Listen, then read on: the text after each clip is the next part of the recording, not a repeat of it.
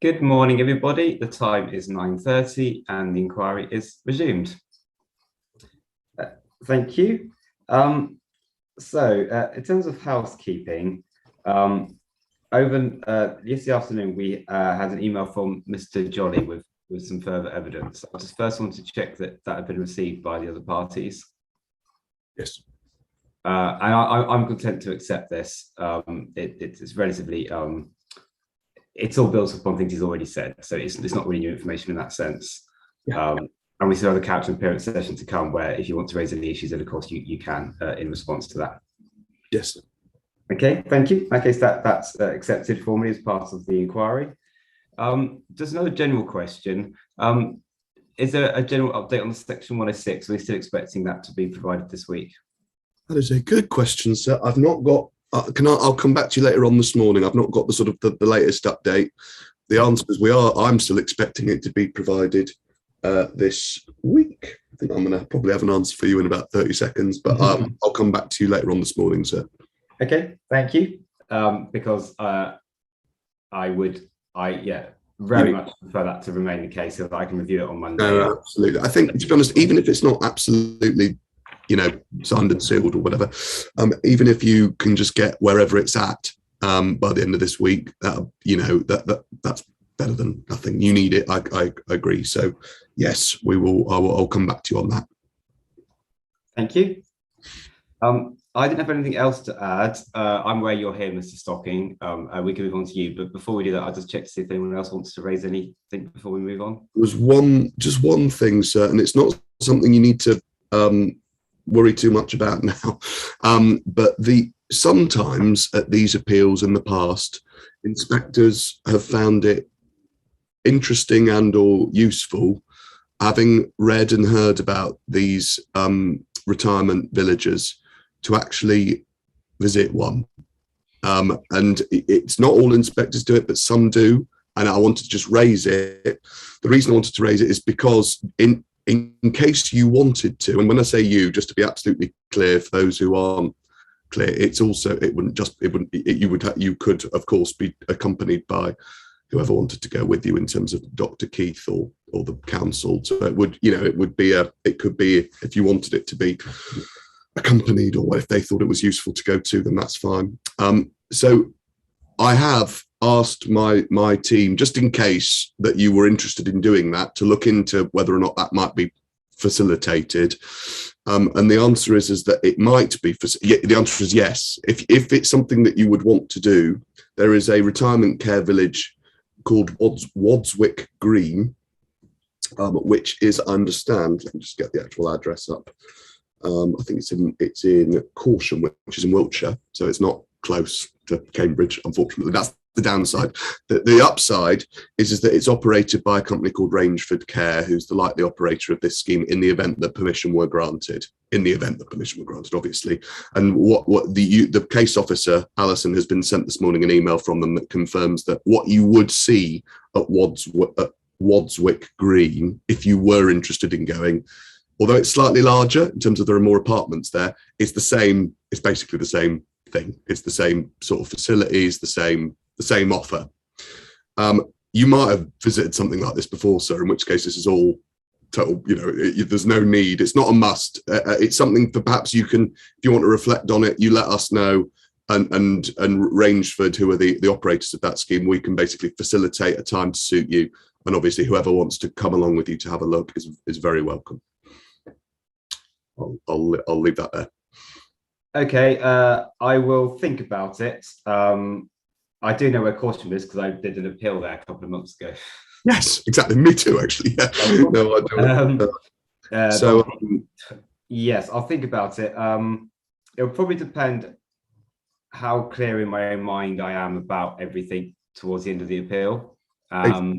Also, I have visited things like this in just normal life through my grandparents. I think it's only if you were, of course, and I thought you might say something like that. So it's only if you come away. I mean, we're going to hear more today about all this discussion and debate about what a care home is, or what extra care is, what a retirement care village is, and what the differences are between them. Certainly, myself having it's just really to make sure that it puts flesh on the bones for you of what we're talking about. You might decide that the documents are more than enough, but if you decide that you'd like to sort of understand more about what the evidence is from the appellant about, you know, the differences between these sorts of schemes, then it's one way of doing it. I certainly don't think it could harm, and I agree that the precise definition and the differences between these elderly persons accommodation offers is an important part of the appeal. Yeah. So I'm certainly, I certainly think it could be useful. I'll leave it with you. If you let us know, we can, before the end of the inquiry, and we can find the time that suits you. Mr. Smythe, would you want someone from the council to be there as well? I mean, I know it's quite a long way. No, thank you, sir. Okay. Okay, I'll make a decision on that in the next. Just to be clear, if it makes it easier for others, we wouldn't need to send an appellant member of the team either. It could literally just be you being met by the team at range at this scheme. So no one from our side either to make it. You know. Okay. Okay. Thank you. Yes, I'll make a decision on that shortly. And thank you for raising it. Thank you. Just on the 106. Final form by close of play tomorrow is what we're being, so which is exactly what we need. So okay. I will that hopefully is in train. Thank you. Okay, thank you. If there's nothing else from anybody, then I'm happy to turn over to Mr. Stocking. Okay, Mr. Stocking.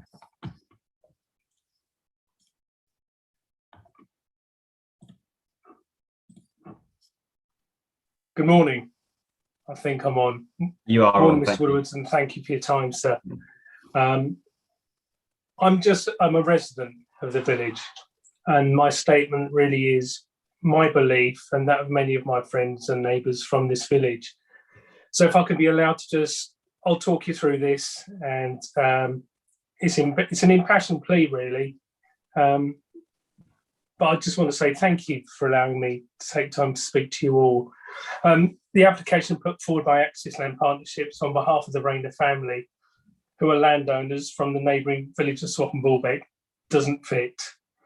I, like many of the residents of Bottisham, have had concerns regarding the application from the time of its inception, and feel strongly that this development is not suitable for our village, and it will have a negative impact in many ways, which I guess you've already heard many of them so far. I could tell you about our wonderfully narrow, broken footpaths, which aren't suitable for the elderly or disabled assisted people, the horrendous speed of many vehicles travelling through the village, or the noise, light pollution and vehicle pollution that a development of this type would have on this village. But I'm sure you know a lot of this stuff. However, I do want to say, with 2,100 residents or thereabouts in Bottisham, it's unbelievable to believe that the applicants are adding anything to the sustainable fabric of this village and its residents by adding 200 plus retirees. It's a village within a village. It just doesn't make a lot of sense. There is no requirement for a further retirement facility. We have two fantastic residencies at the moment, and to reaffirm, the land in question is Greenbelt, and therefore the exceptional need cannot be proven. From the very first meeting or presentation held publicly on behalf of the applicants, who incidentally are well-established wealthy farmers from a neighbouring village, presented by Axis, who we know are a well-oiled machine under the umbrella of McAlpine Group of companies, it's evident that the outcome of those evenings' thoughts, concerns, views and questioning and probing by residents would not count for very much. I've been at both of them. It was a pure sales pitch. I've been a salesman myself and know what a sales pitch is. It was evident that, you know, in time, Bottisham people are not the centre of any thoughts of this development in any way. It's purely driven by financial greed. At the dismissal of our village and its residents, the shops, the schools and the health services. And it's a real shame, because David de Rayner is a real gentleman. The piece of land in question is Greenbelt. It's prime farming, just ploughed over the last few days. In fact, over the years, it's rotated many crops and been grazing land for flocks of sheep. I'm convinced the owners would have known this when they bought this piece of land, and regardless of their agenda, it's been a window into the countryside at large. It protects the populated village from urban sprawl, and most importantly, it harbours a wide and varied safe haven for seasonally changing wildlife community, including hares, deers, fabulous array of birds, including recent sightings of red kites and fieldfare, and even a white-chested eagle, which was recently seen over the last few days by a resident and discussed on BBC's Winter Watch this week. I have also seen a big cat in a neighbouring field, but I don't think anyone would believe me. There are many alternative pockets of land which would be suitable for this type of development in other areas that do not have the covenant of Greenbelt and without the negative impact as being discussed, which will affect this village, our village, my village. One must question the applicants and developers' drive to destroy important pieces of agricultural land. And if they're allowed to, will ride gung-ho over the constraints and planning processes. And if they were allowed, a change of law would be required, as all and sundry would be at it, developing whatever they could. And green agendas or constraints to protect village boundaries and the like would be destroyed in one fell swoop, and our countryside destroyed forever.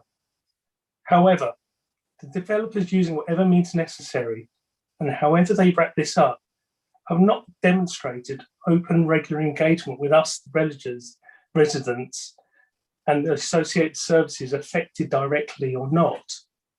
No doubt, with the full backing of their client, they are willing to drive a juggernaut through Bottisham and have little or no care for us and the wider community. Sadly, and it is sadly, the developers were handed a golden ticket, namely COVID. As a village, it's been impossible to hold face-to-face meetings. It's been law, so no one can do. This has been no party, sir. We've been unable to meet as a collective to hold open and meaningful discussions, and not all of our 2,100 residents can use electronic or virtual meeting rooms. Therefore, those who would normally add weight and well thought out points of view and personal thoughts have had to find new ways as families and businesses to survive daily. I'm one of those families. My family have been in Bottisham for 6 generations, and this last year we have suffered the worst consequences imaginable of the pandemic, with COVID changing our lives forever. Our focus during this time has been finding ways to rebuild our lives, and we've been blessed where we live, and we do have the quiet comfort of the surrounding and its people, sir. But all this means nothing, because as demonstrated, developers will take full advantage wherever this disadvantaged moment is, and I believe it's shame on them. The applicants have ploughed on and ducked and dived with various changes to the applications, perhaps backfoot the residents, the councils and the planning regulators too. Their hope, I'm sure, would be that not all who are looking over their shoulder at the dark cloud which will appear over this village. However, there are many fantastic residents, councillors and professional bodies who have added their weight and experience to support the village and have done so during this challenging time without falter. Their view of Bottisham and potential disastrous planning application have been so well argued in an informed and factual approach that this in turn has reaffirmed the belief of many souls in this community that we do need to protect the land and the neighbouring residents from unnecessary development wherever it may be. Under the government's Countryside Stewardship Initiative, which is one of many such schemes working together with the support of landowners, it is possible to secure countryside and protect pockets of land from developments such as the one we discussed today. There is a need for a sustainable way forward supporting wildlife and plant life, thus creating a natural future working together with our agricultural partners to secure the right environment for the many generations to come. Perhaps before entering into environment destruction, the developers should engage with the youngsters of the village, perhaps even the primary schools, and ask them for their views, because at the end of the day, they are the future. The real winners, if allowed, would be a few members of a wealthy family and a few suits, a few individuals benefiting financially from the destruction of green belt land. So when I I know, once asked the landowner if he would consider selling a piece of his land. His answer was no. We only buy land, we don't sell. Sadly, he was not being quite clear by what he meant, because he has sold. He has sold this village, its residents, and its wildlife down the river, and no doubt will sail away in the opposite direction with a smile, counting a coin or two of gold offshore. We are only caretakers, sir, of our surroundings, and whilst we are on this earth, we should protect our village and its open spaces, and we should protect them from excessive overdevelopment that will impact the future generations to come. But always there are those who care, and sadly some who take, and it's shame on those who take. Thank you for listening. I'm passionate, and I wish you well with your decision, sir. Thank you very much, Mr. Stocking, and thank you very much for your time appearing here today. Thank you. Thank you.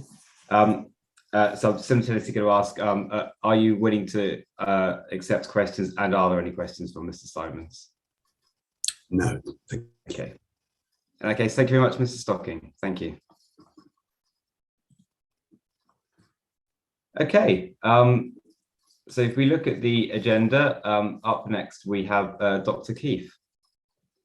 So if I could turn to you now, Dr. Keith, for your evidence in chief. Hopefully, yesterday was instructive for you in how these things operate as well, and helped you understand a bit more about just the process of everything during the course of this inquiry.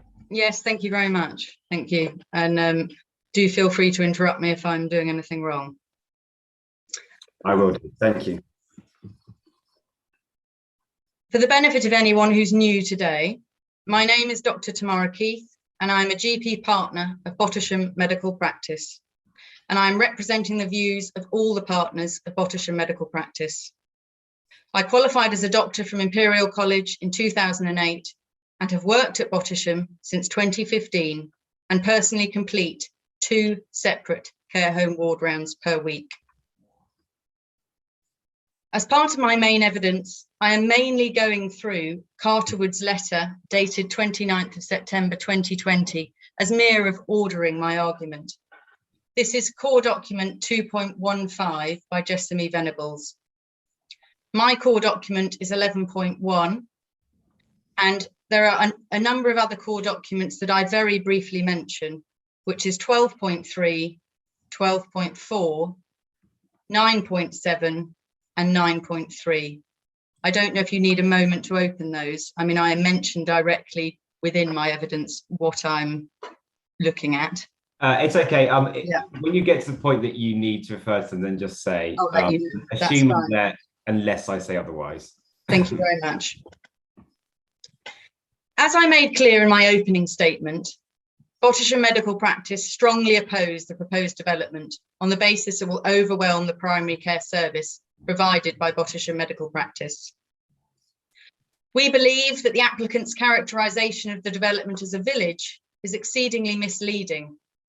It is a residential care home in all aspects, apart from ownership by the resident and the fact they have a front door. The applicant is applying for C2 status, defined as residential care homes, hospitals, nursing homes, boarding schools, residential colleges and training centres. Very importantly, the applicant is marketing the proposed development at NHS continuing care patients. Patients who qualify for NHS continuing care, by definition, have the very highest intensity care needs possible. And I will be going into this in more detail shortly. There is no local demand for more elderly care accommodation of any variety. Bottisham already has too many elderly care places that generate excess workload for the medical practice. Bottisham has a significantly higher percentage of care home residents than any other local surgeries. COVID-19 has demonstrated the dangers and severe risk of placing large numbers of elderly people together in close proximity in care facilities.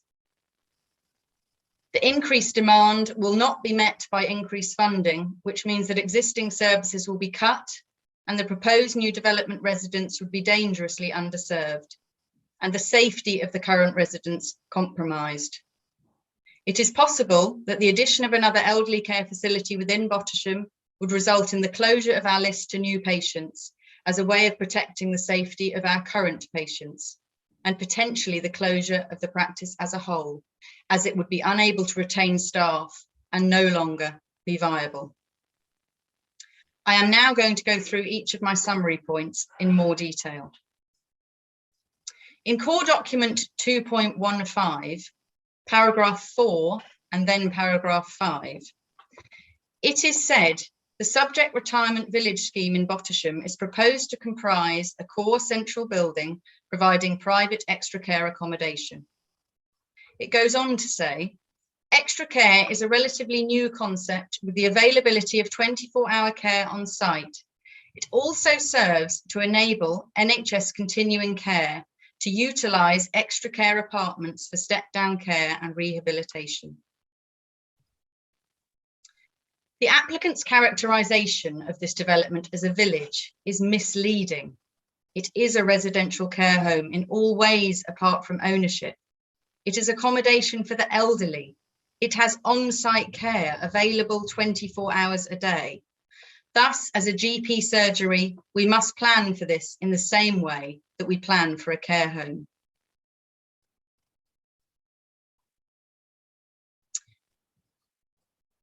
Core document 9.3, paragraph 8.4, says that there is clear differentiation between the proposed development and a registered care home. The difference is tenure and a front door. There's no difference in expected age of residents or care requirements, which in both types of accommodation are met by on-site carers. In core document 9.7, Mr. Sedgwick states the significant difference between extra care housing and regulated residential care home, but fails to explain, apart from tenure, what these differences are. Whether a resident owns the flat makes no difference to the care requirements of the individual. And the fact that the accommodation has on-site carers proves that 24-hour care is required for these residents. I'm going to go on now more to talk about NHS continuing care patients, as this is an essential part of my argument. I've already said paragraph 5, core document 2.15 confirms that they are marketing this development at NHS continuing care residents. It will be helpful at this point if you had core document 11.1 open, which is my main evidence, and look at PDF page 25 onwards. Because my appendixes were sort of mixed together, the pages seem to go in the wrong order. So it's PDF page 25. NHS continuing care patients are by definition the very highest intensity needs patients possible.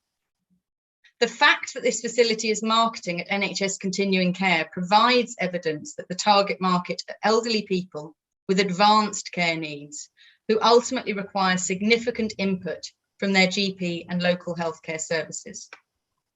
The GP surgery will be involved in care plans, regular reviews via home visits and palliative care, which is exceedingly time consuming. Carers will be resident 24 hours a day to provide practical care, but would contact the GP for advice on all medical decisions and advise of any change in medical status of the resident requiring review. For example, each time a resident has a fall, a suspected infection, a cough, constipation, confusion, or any medication area would be reported to a GP. I'm now going to go through a few patients to show you how someone qualifies for NHS continuing healthcare. This is to demonstrate the level of demand these patients will require from the GP surgery. I would like it noted that the GP receives no additional funding for having NHS continuing care residents on our books. The system assumes even distribution to make this additional workload manageable. I'm now just opening my core document to look at page 25 onwards to just show you how someone is assessed. So if a patient is, for example, in hospital, they may be advised by a nurse or a social worker that it might be the right time to apply for NHS continuing care. This is a care package that assists a patient with all aspects of their personal care because they are completely dependent on a carer for everything. The assessment would be done usually when they are at the point of their permanent residence. So it is not done in hospital. The resident would already be moving home and the assessment would then be done. But the idea might be put in a patient's mind when they're in hospital. There are various domains that are assessed to assess a patient to see whether they could qualify for NHS continuing healthcare. This assessment is in 2 phases, and the first assessment is usually done by a GP, and the patient is then reassessed by another assessor, usually a social worker, to simply confirm that our assessment is true. We would assess various topics, and I'm going to go through what these are. We assess a patient's ability to breathe. Can they breathe normally, or are they requiring oxygen to help them daily? We assess their nutritional status. Can they eat alone? Do they require help with feeding from a carer, or are they so bad that they're fed via a tube? Are they continent? So can they use a toilet, or do they require catheters, or is their continence care so problematic that it requires skilled intervention at every bowel movement? We assess their skin integrity. That means, do they have pressure sores? Do they have wounds on their skin because they're so immobile that their skin is breaking down? We assess their mobility. So can someone move and walk independently? Or are they completely unable to weight bear and requiring carers for their every move? We assess communication. Can they talk to me clearly so I understand what they're saying? Or are they unreliably communicating and their needs are unpredictable because they cannot communicate clearly? We assess their emotional status. Are they so disturbed? Do they have hallucinations and anxiety that have a severe impact on their well-being? We assess their cognition, which means their understanding. Do they have any memory? Are they disorientated about where they are, what date it is, and who I am and who the people around them are? Cognitive impairment makes care very challenging. What is their behaviour like? So do they have any challenging behaviour? Are they biting carers? Are they hitting people? Are they trying to run away? We assess their medication needs. Do they take daily medication that they can manage themselves, or do they require carers to give them all their medication? And we assess altered state of consciousness. So are they drowsy or not? I'm now going to go through just a few cases to demonstrate the level of care that patients who have NHS continuing care require. Please have at the back of your mind that these are the residents that this establishment is marketing at. Mrs. A is an 82-year-old lady with dementia.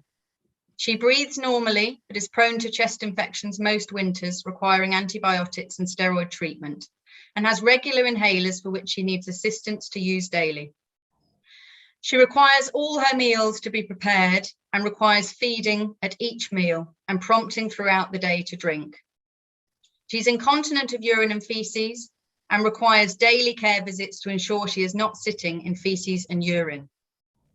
She currently has no pressure sores, but does require barrier cream applied daily to her lower back and buttocks to prevent pressure sores occurring. She's unable to weight bear, as previously had a hip fracture, which she never really recovered from. Carers have to use hoists to transfer her, and she cooperates with this. She needs assistance with communication, but does have anxiety symptoms which respond to reassurance and distraction from carers.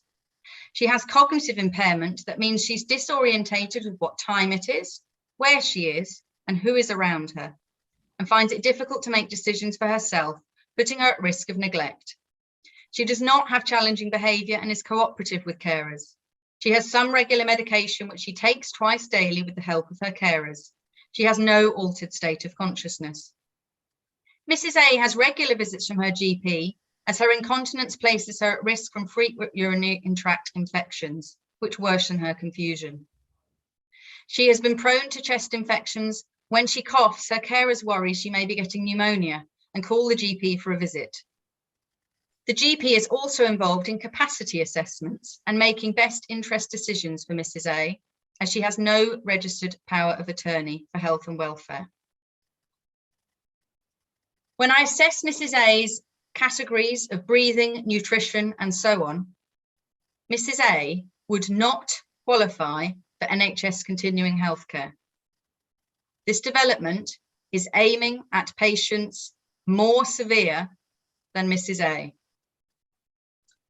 Mr. B. 78-year-old Mr. B has been discharged from the local hospital with advanced prostate cancer. He has a life expectancy of 6 to 8 weeks. He has end-of-life care medication prescribed and has very severe pain for which he requires regular administration of morphine. He's feeling nauseous much of the time. If a carer didn't feed him, he would not eat. He has visits most days from either the district nurse, GP, or palliative care team. He lives with his wife, who is very distressed by what is going on, and she also requires assistance with her own healthcare needs. As his illness deteriorates in the last 10 to 14 days of life, the GP and district nurse visit every day to assess pain and administer end-of-life care medication in the form of injections. In the final 2 days of life, he is on a syringe driver requiring twice daily visits from the district nurse and has a hospice at home nurse overnight, as his wife is unable to cope. Mr. B would qualify for fast-track NHS continuing healthcare, as he has a rapidly deteriorating condition in the terminal phase. This means that the GP can authorise NHS continuing healthcare without that secondary assessment from social care, so to speed things up, because otherwise the whole process takes about 6 to 8 weeks. And this would take about a week to initiate. This patient is one that this development is claiming to be aiming at, because it does qualify for NHS continuing healthcare. Mrs. C is an 85-year-old lady who has dementia. She has no breathing difficulties. She needs feeding with every meal and encouragements to drink. She is incontinent of feces and urine. She is bedbound and has developed partial thickness pressure sores requiring daily visits from a nursing team. She is not able to weight bear, and her dementia is so severe it is hard for her to cooperate with carers to help transfer her. She is difficult to communicate with, but those who know her well can communicate with her through non-verbal means due to her familiarity with her. If you did not know her, you would not understand what she was trying to say. She has regular hallucinations and mood disturbance impacting her well-being and those who live with her. She has short-term memory loss and challenging behaviour, but it follows a predictable pattern where she's more disturbed in the early evening but settled in the day. She requires help with her medication from carers, as otherwise would not take it. She has no altered consciousness. She would require regular visits from the district nursing team and GP team to review her health needs. When patients have dementia, have even minor problems like infections, constipation, or changing eating habits, or even change in environment, this can lead to delirium, which is an acute cause of confusion and a frequent cause of urgent visit for the GP. Mrs. C would qualify for NHS continuing healthcare. Mrs. C, as you can see, has exceedingly high care needs. I would like to reiterate that we would receive no increased funding for having these patients on our books. Paragraph 524 of core document 9.7 claims that the model aims to achieve a balanced community with a third of residents having low needs, a third having medium needs, and a third having high level needs. Firstly, the accommodation will be for sale on the open market. There is no assessment of care needs at the point of sale.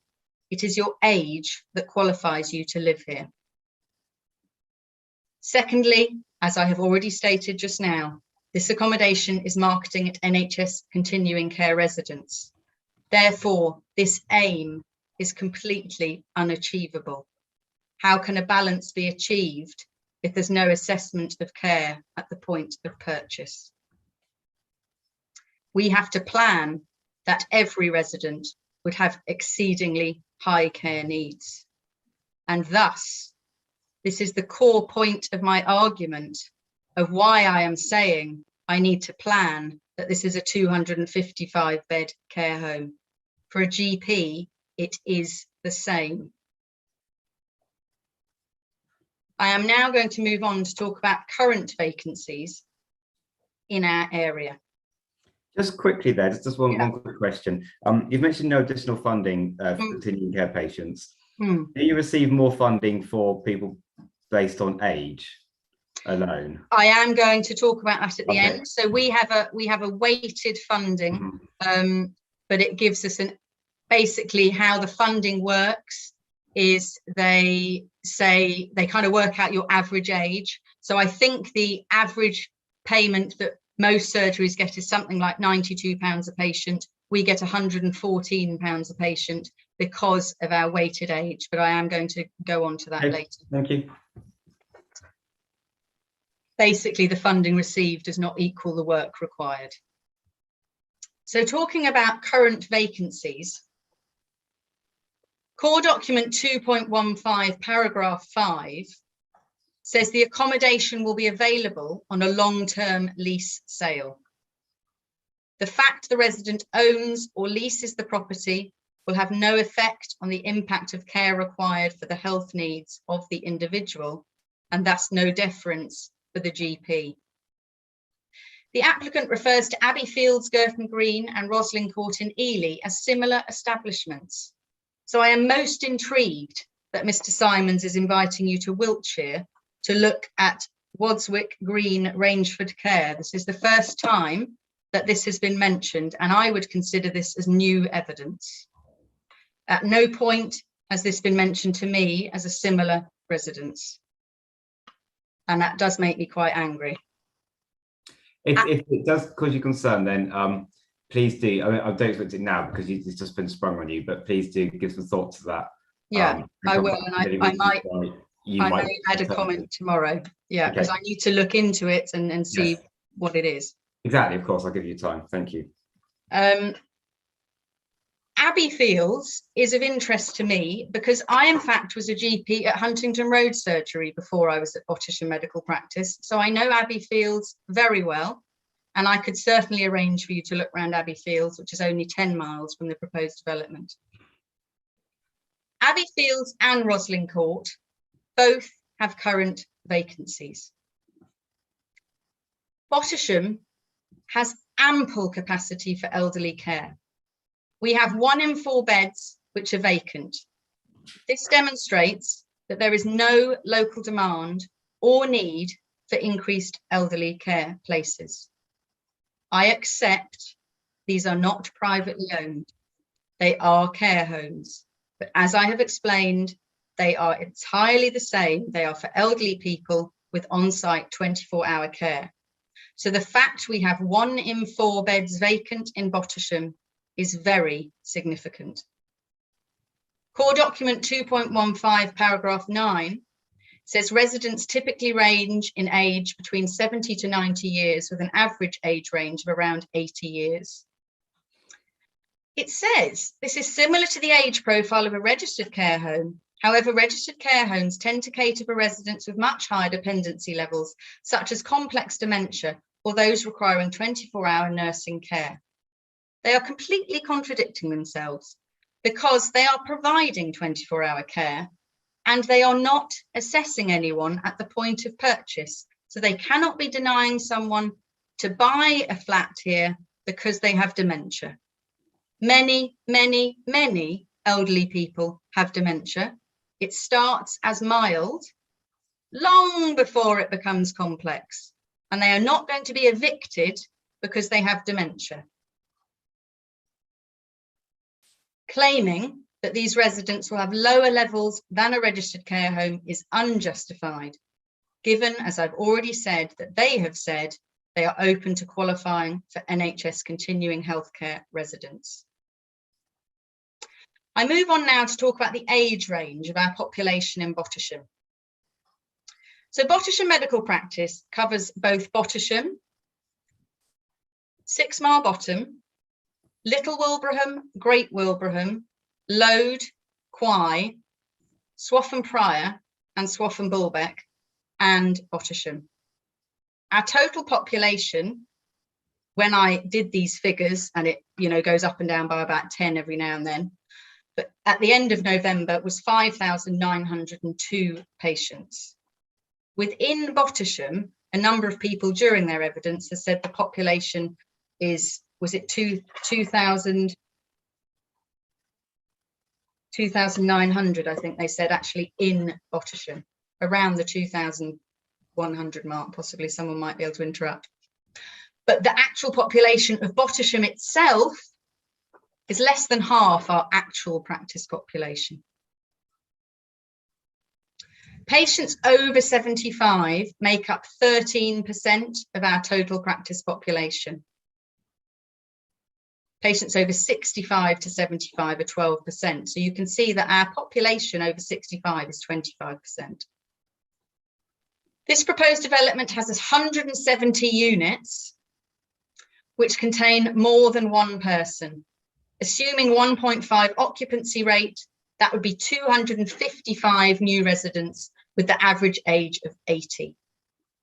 This would increase our total practice population by 4%, but all with patients of very high need, with 17% of our practice population then being 75 years and over. 17%, comparing to an average GP practice population in our area, as in our immediate area, asking local GP surgeries, was 7.7%.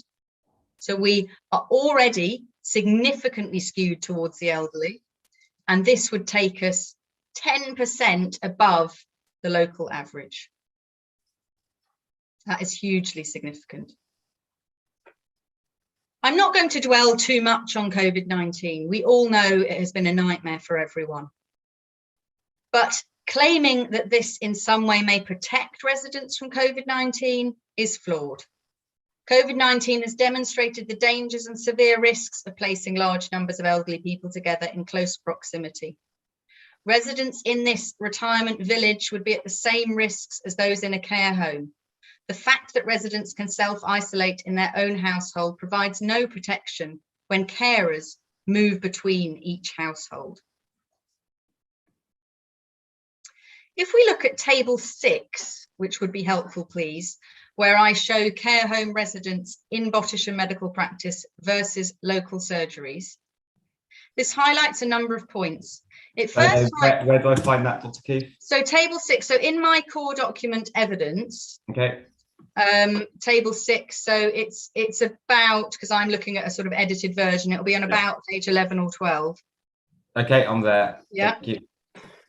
If we look at this table, it's showing percentage of care home residents in Bottisham medical practice versus local surgeries. I'd like to highlight a few points because that might be posed to me in questions later. Have I been selective with the surgeries I've chosen here? I've not been selective. A number of surgeries would not give me information because they were too worried to say they had no care home residents in case they then got given a care home. So these are people who would share their data with me, and I could do no more than that. And I wanted to get up-to-date figures rather than figures publicly available, which are about a year out of date. And up-to-date figures are highly relevant because so many people have died during COVID. So we needed up-to-date figures. Firstly, you will see that Bottisham is the smallest practice by quite some way. We have 5,902 patients compared to the largest, which is Granta, at 44,594 patients. Now, if you move to the next column, you will see Granta has 227 care home residents. We are almost 10 times smaller, and we have more care home residents than the largest GP surgery in the whole of our area. And Granta is one of the largest GP surgeries in the whole country. We have 3.8% of our total population in care homes. The local average is 0.6%. That's tiny. And the reason I highlight this is this highlights the real problem I'm trying to say. We have so many elderly people, and they really take our workforce, our time, and our energy to look after. And this is already not fairly shared out. There is no even distribution already. So to double these figures would just be exceedingly uneven distribution. Table 6 illustrates that our current care home residents make up 3.8% of our practice population compared to this local average of 0.6%. As I said, other local practices were not willing to share their data, and a number said to me, "I do not want you to record we have none, as we do not want any." Bottisham is not the correct location for an extra care housing development. It is so similar to a care home. That is why I keep highlighting these figures. The developer has stated that an area requires provision of accommodation for older people at a rate of 4%. We have a population of 786 residents aged 75 years and over, and 29.1% of them are in specialist accommodation. If this development went ahead, 46.5% of our 75 years and over would be in specialist accommodation. That's almost half. The developer has stated there is a local shortfall, assuming existing provision remains equal. There are now 2 additional care homes in development within 10 miles of our surgery, one in Fordham with 75 beds and one in Soham with 70. Table 7 shows huge current spaces in all care homes locally. So not just in Bottisham, but I found Ely, Newmarket, various ones in Cambridge, and they all have really quite a lot of capacity at the moment. Moving on, talking about end-of-life care. In the past 5 years at Bottisham Medical Practice, we've had 657 deaths. 61.3% of these has been within our care home, holding only 3.8% of our practice population. I highlight this as people come to specialist accommodation and care homes without trying to be grim. They come here to be looked after, to die comfortably. And it is the GP that provides a pleasant pathway to death. And I know that may upset people, and I'm sorry, but GPs provide palliative care. We look after people as they die. My figure saying that 61% of our deaths are cared in care homes with only 3.8% of our practice population. I can only extrapolate and imagine that increasing our care facilities by doubling them would thus increase our palliative care load very significantly.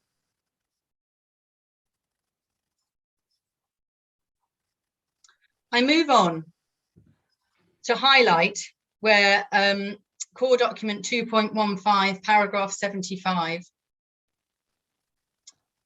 has, I want to use the word cheekily, to be honest, tried to emphasize the benefits of well-being to the NHS and the GP surgery. It says sometimes NHS CCG teams are concerned about the impact on their local doctor surgeries.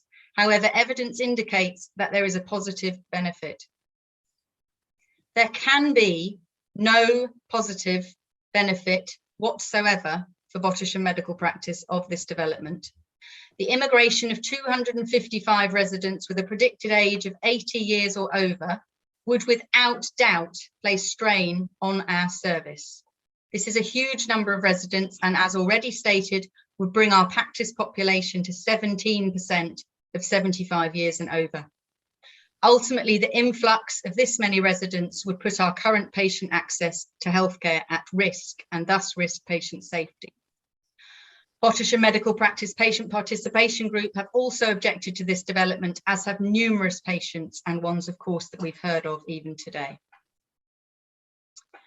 When we look at Table 8, I am trying to illustrate the workload that our current elderly care homes gives us.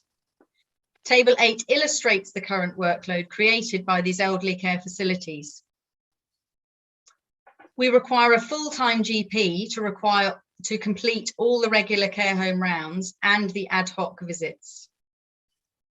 From our current population of 229 people in care homes, we get about 20 ad hoc visits a week on top of 5 regular care home rounds. So people argue that these regular care home rounds prevent us being called at other times. They do not. We still go almost every day to every care home in Bottisham. And we also require a full-time administrator to deal with prescription requests, referrals, and processing home visit requests. This is what we already have. If we therefore double this, we need an additional GP and an additional administrator at the very least. This development doubles our current elderly care workload. I qualified as a paediatrician before I was a GP. And in paediatrics, I was always taught one child is 3 patients: the child, the mother, and the father. And the same applies to geriatrics, but even worse. You have the patient, the spouse, and their children. In every case, you end up talking to the patient and inevitably their spouse and their children when important decisions are to be made. And not infrequently, there is conflict. This is one of the many reasons elderly care is so time-consuming for GPs. Another reason is elderly residents often have very high expectations of their GPs, as do their relatives. Residents in elderly accommodation become used to easy access to healthcare. We do weekly ward rounds, and they expect rapid attention and often have unrealistic expectations. If and when their expectations are not met, complaints multiply, adding to the enormous stress the GP is already under. Core document 2.15 paragraph 76 says further pressure on GPs will not be a direct result of the proposed development. Demand is not created. It is catered for, and the new scheme will provide much needed facilities to help battle the rising demographic across the area. Demand is created in a local area when a care facility which does not currently exist and has 255 residents immigrates into a village where they've never lived. The population of Bottisham is 2,100. Our GP catchment is 5,900. This development alone increases the population of Bottisham by more than 10%, all with very high demand patients. Previously, this demand would have been spread out amongst a number of GP surgeries, but bringing all these residents into one area puts the concentration of demand beyond that of the local supply of GP. Table 9 shows evidence of the disproportion of elderly population within our practice. I know I keep saying this, but I think this is another important one to highlight because it's not specifically about care homes, it's about the elderly. So again, it's showing the size of our surgery is the smallest in the area, and we have the largest proportion of elderly residents, 13.3%, compared to any of the other GP surgeries. In the bottom row, the projected population of Bottisham with the new development, we would have 17%, 75 and over. It completely overshadows any other local surgery. I can see no evidence in any of the planning documents that has quantified what this disproportion would do to us. What thought has been put into the recruitment of staff to this elderly care facility?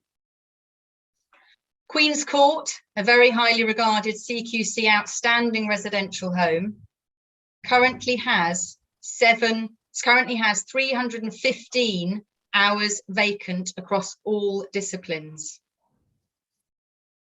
7 full-time posts vacant in a care home of only 55 residents. And this is a care home where people want to work. This is a care home where the lead carer has worked for over 30 years.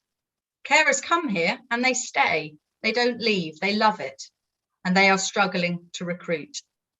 They are very worried about this development, as they worried it might poach some of the good carers they've got. But I'm highlighting the fact that they have so many vacancies because I'm struggling to understand how this development thinks it will staff itself. There were over 13,000 social care job vacancies advertised on Total Jobs Recruitment in August 2021, a rise of 84% the previous year. There are various reasons for this beyond the scope of this inquiry. Brexit being one, COVID being another, the fact that these people are grossly underpaid for the work they do. But people do not want to be carers anymore. There are easier jobs. You earn more working in a supermarket. This is an extremely hard area to recruit to. If Queen's Court Residential Home has 55 residents with 41 care-related roles, a development of 255, and I'm being generous, I would have thought would have at least 3 times as many staff, even though it's 5 times the size. An under-resourced care establishment would be unsafe for its residents and place even greater strain on the local healthcare services. It is widely documented the stress and pressure on care home staff has led to burnout and inability to recruit. If Queen's Court Residential Home has also, and Queen's Court Residential Home has also objected to this development, it is concerned about staff sourcing and the impact on the GP surgery. Core document 12.4, which you don't particularly need to look at just now because I'm going to point out the important bits, is a BMA document about general practice workload pressures. It states that GPs across the country are experiencing significant and growing strain with declining GP numbers, rising demand, and struggling to recruit and retain staff and knock-on effects for patients. The numbers of practices are falling. Many practices have entered into mergers, but surgeries can also be closed for a number of reasons. Inability to recruit staff and GP partners, no longer being viable, partner retirements, and CQC closures due to under-resourcing. I don't know if the following comment will be considered as new evidence, but I think it's important to mention.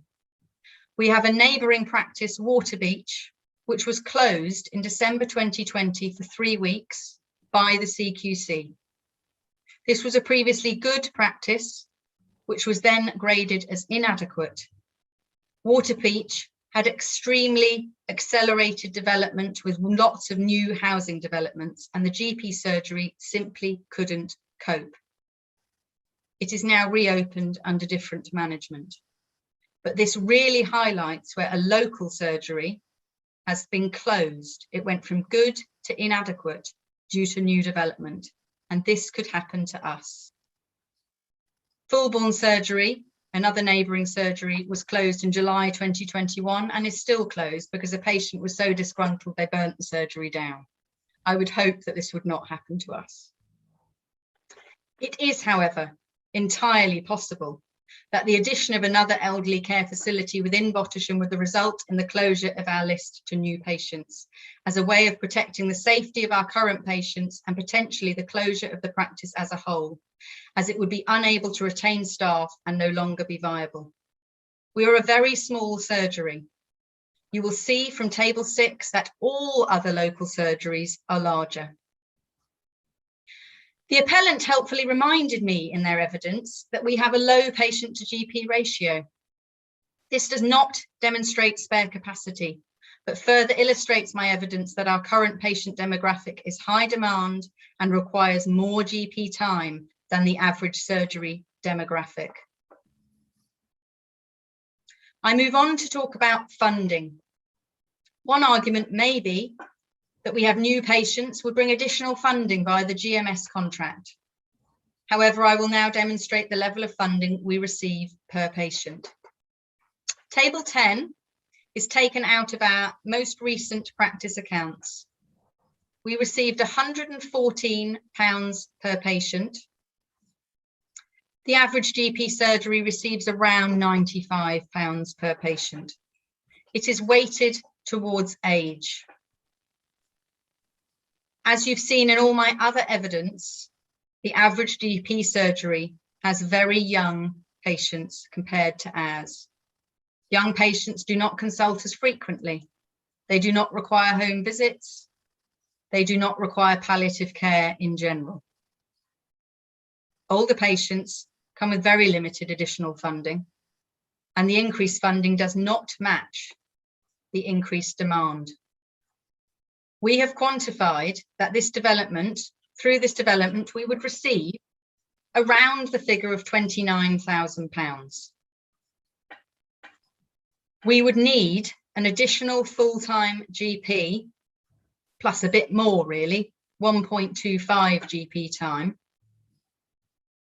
And a full-time GP is on £100,000 a year approximately.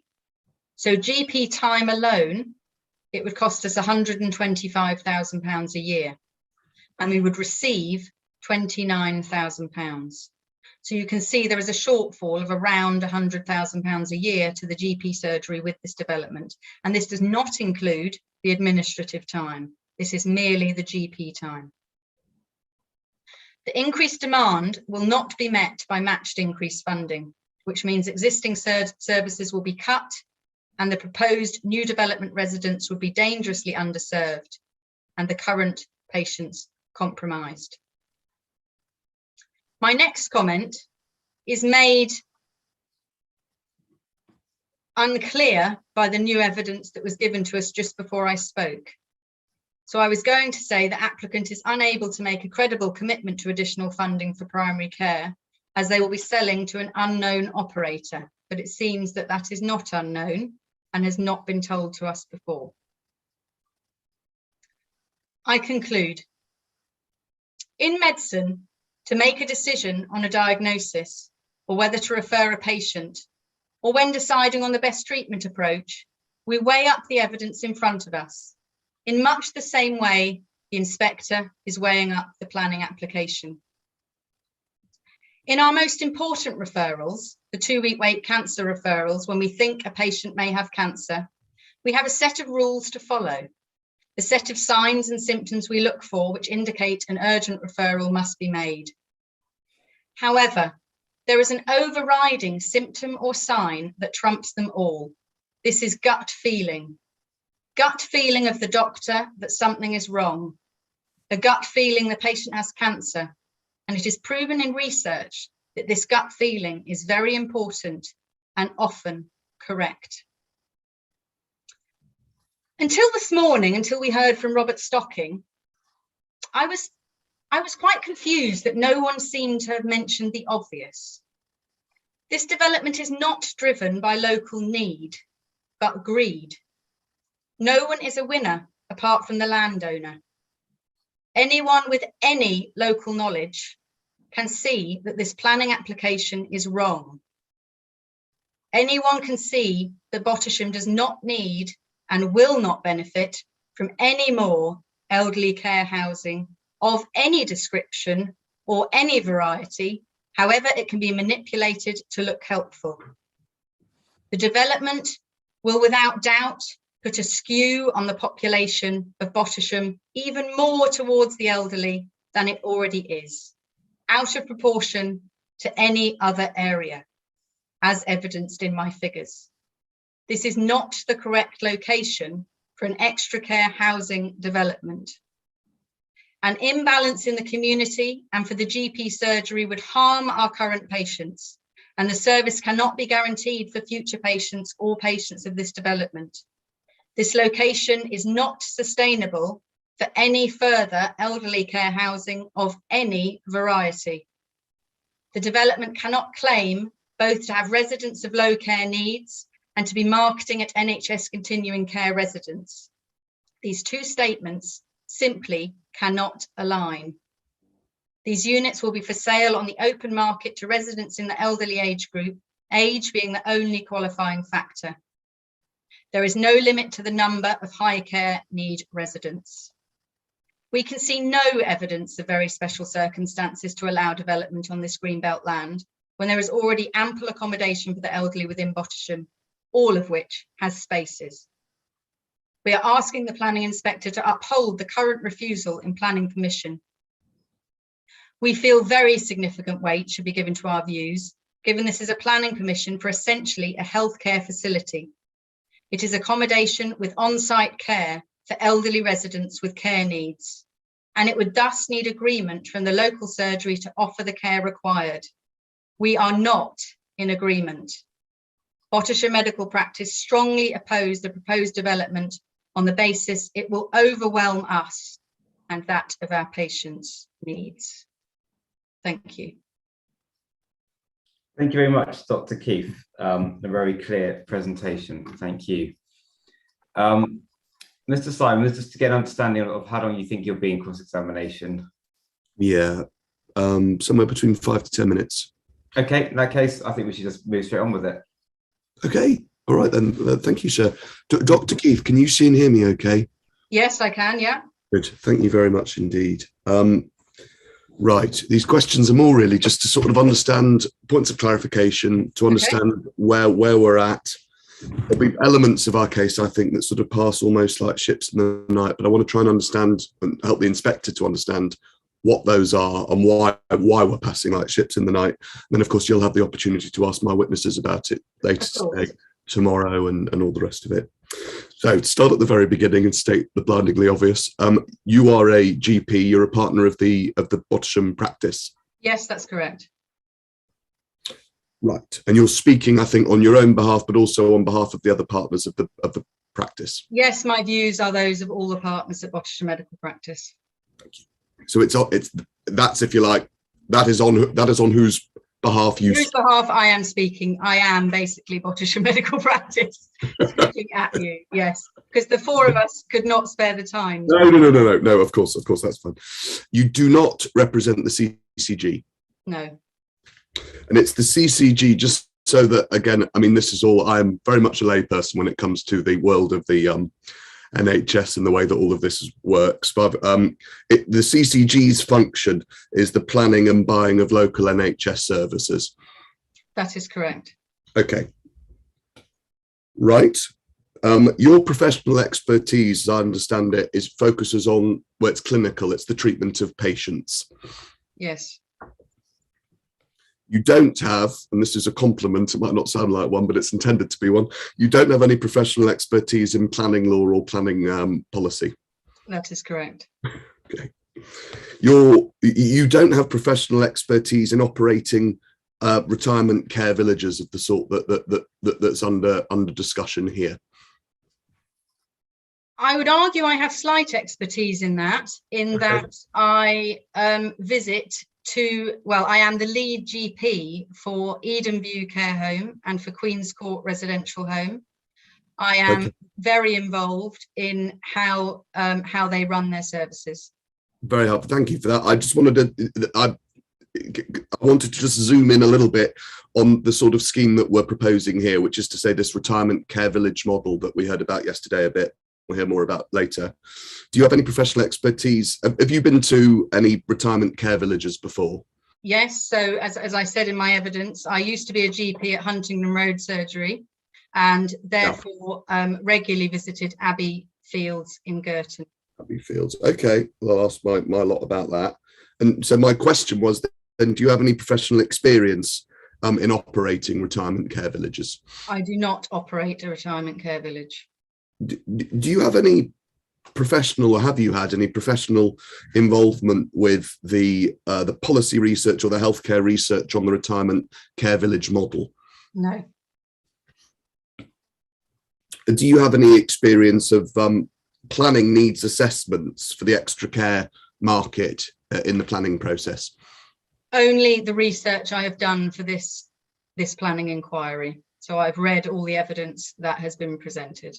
What I meant, that's very, very clear answer. What I meant, I was aiming at professional experience. So that is to say, so the inspector gets a flavour for where you've come from, if you like. in your professional background, that you don't have a professional background in planning needs assessments No, for care. I am a doctor. Yeah, exactly. All right. Now, and as a doctor, you've given your evidence, as the inspector said very clearly, if I might say, and that's what the inspector said. And it is, I think, and you made it very clear, you repeated it many times, it's predicated on your view that you have explained, that in real terms, the difference between what we're proposing, the extra care model, the residential, the retirement care village on offer, and a traditional care home, is that you said is a difference of tenure, and you said there's a difference of your front door, as it were, having your own front door, but essentially that's it. Yes. And that is the premise on which you give your evidence, that really there's no material difference between the two so far as you're concerned. Absolutely correct. Okay. Right, important premise, and that's as far as almost I can take it with you, given what very helpful, clear evidence you've given about your expertise. But I'll be asking others about that later, and obviously you can ask them too about the extent to which that's borne out. Okay, that's the key premise, which is the lack of any difference in your view between a care home and extra care. Now. And the only other thing I really wanted to just check with you is something you mentioned right towards the end of your evidence in chief. Your view has been, and until today, maybe still today, but anyway, it has been hitherto, that any offer that the applicant could make, the appellant now could make, of any funding towards the GP surgery wouldn't be worth anything, because the applicant, Axis, would not be the operator, because there's going to be an extra care operator who comes in and operates the scheme in the end. You recall those passages in your evidence? Yes. And your view has been that almost it wouldn't be worth the paper it's written on. I know that's not your language, but there's no point, if you like, entertaining any offers of financial contributions, because they would not be able, in your view, to bind an operator. That is one of my opinions, yes. I think my understanding is, and I'm hoping that this is going to become clearer as the process goes on, that there are various avenues that we may get funding from. One can be directly from the operator. And if the operator is unknown, how can they make any promises? Did you ever, this is not a criticism, it's an open question. Did you ever take any professional advice on the extent to which that view was correct? Well, I'm going from knowledge I have of other GP surgeries and care homes. We can, however, get funding, I know, hopefully, through the Section 106 agreement. What's the problem? Do you, I mean, because the applicant, or now the appellant, has sought to establish, if there is a particular figure, both with the CCG and with Bottisham, what that figure would be and what the justification for it would be. And then, of course, the inspector would have to be satisfied that whatever it is would meet various requirements in law and in national policy about it being necessary, proportionate, and all the rest of it. Now, there has, for all the back and forth that there's been between you, my client, the CCG, over not just weeks, but months and months, it's never been suggested that there is a figure, or what that figure might be. There has been very little engagement from your client and us. We have engaged through the planning process. Okay. We did not wish to engage through casual email correspondence. Right. Forget about emails with my client. Then what about the council? Did you go to the council, as in we have? Yeah. Sorry. And did you go to the local authority and say, we consider that we'll be put under undue strain, and we think that the amount of X is what would be required for this development to make it, acceptable or less harmful, whatever. Did you ever suggest a figure? I'm not aware we've suggested a figure, because I'm not aware we've ever been asked for a figure.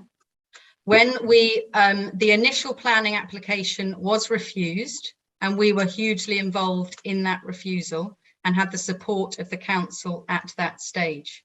Because it was refused, why would we give a figure of when it would be acceptable? It is not acceptable to us, and no amount of funding makes it acceptable to us. So that is why we haven't got involved. However, Go on. Sorry, I didn't mean to interrupt you. Obviously, if unbelievably this goes ahead, it will be completely untenable without any additional funding.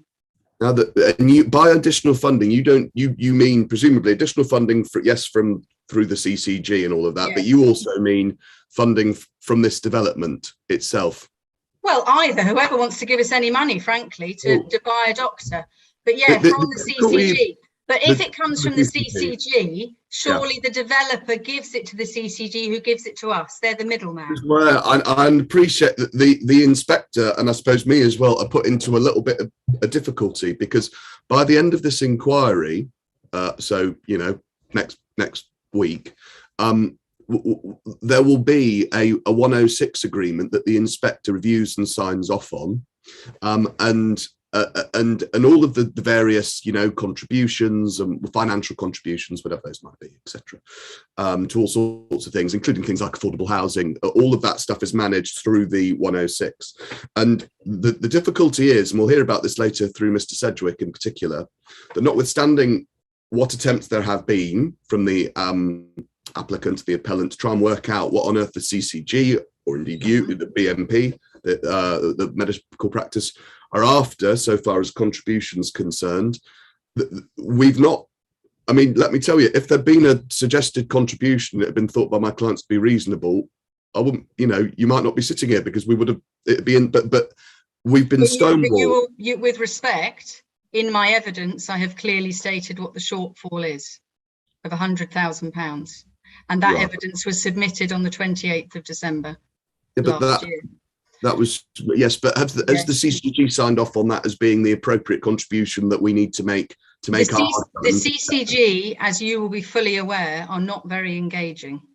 We have had multiple attempts to try and communicate with them and not had response. And the email that Mr. Sedgwick used in his evidence was in fact sent to us as well on the same day. It was a generic email sent to everybody involved. And and if you look at the contents of the email, which actually would be very useful, and I will be doing so with Mr. Sedgwick later, I mean, it's almost laughable, because it says, when we review the planning application, we will decide to, you know, either ask for it to be thrown out or ask for additional funding. Well, that's a bit late, isn't it? They sent it about a week before we had to all put our final evidence in.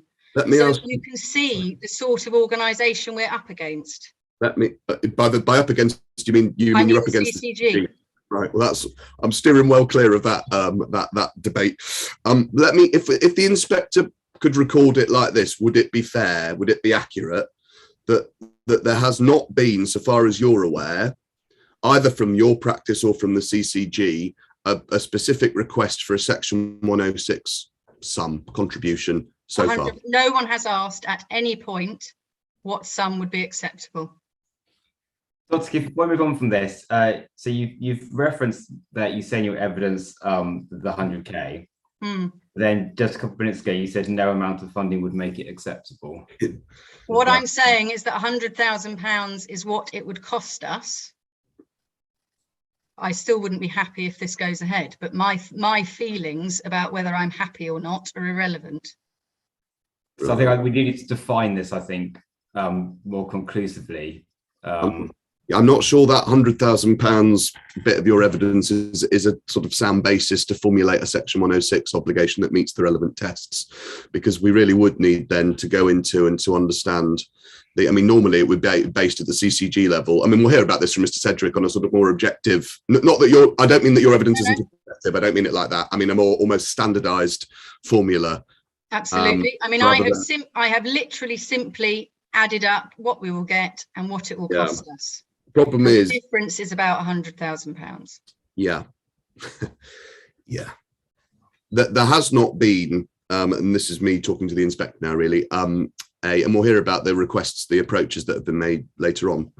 There has not been a proposed 106 contribution level from either the Bottisham medical practice or the CCG, and that does leave the applicant in a difficult situation, because any contribution that there would need to be, and again, this is me just addressing the inspector on it just for a moment, Dr. Keith, any contribution that there would need to be would actually have to not just come from one person's proof, but actually be an objective sum which meets the tests in policy and in law, and that's why we've been struggling. So I'll leave it there for now. But obviously, if there is to be a proposed contribution from the BMP and from the CCG, we need to know what it is and what the basis is for it. And I think the CCG would need involvement, because obviously, as Dr. Keith has accepted, their function, the very function of the CCG, is the planning and buying of local NHS services. And so this is part of a broader strategic picture too. It's not just one developer buying a new GP, as it were, paying for a new GP salary. But this hugely highlights, one of my points is that you need agreement from us and the CCG for a healthcare facility to be built in our catchment. Well, that's not so. Anyway, I won't get into a back and forth with you, but thank you very much, Dr. Keith. So those are all my questions for Dr. Keith. Okay, thank you. What I'd like you both to reflect on is, I think, quite a big hole in the evidence from all sides is, if we did, these are big ifs to everybody here, but I have to think about hypotheticals. If we do get to a situation when I feel that everything's acceptable, as long as there was a funding in Section 106, and these are big ifs, but then the fact that there isn't an actual figure feels like that would be an unfortunate gap in evidence. And it would be useful to see if we can somehow explore that further during the course of the inquiry.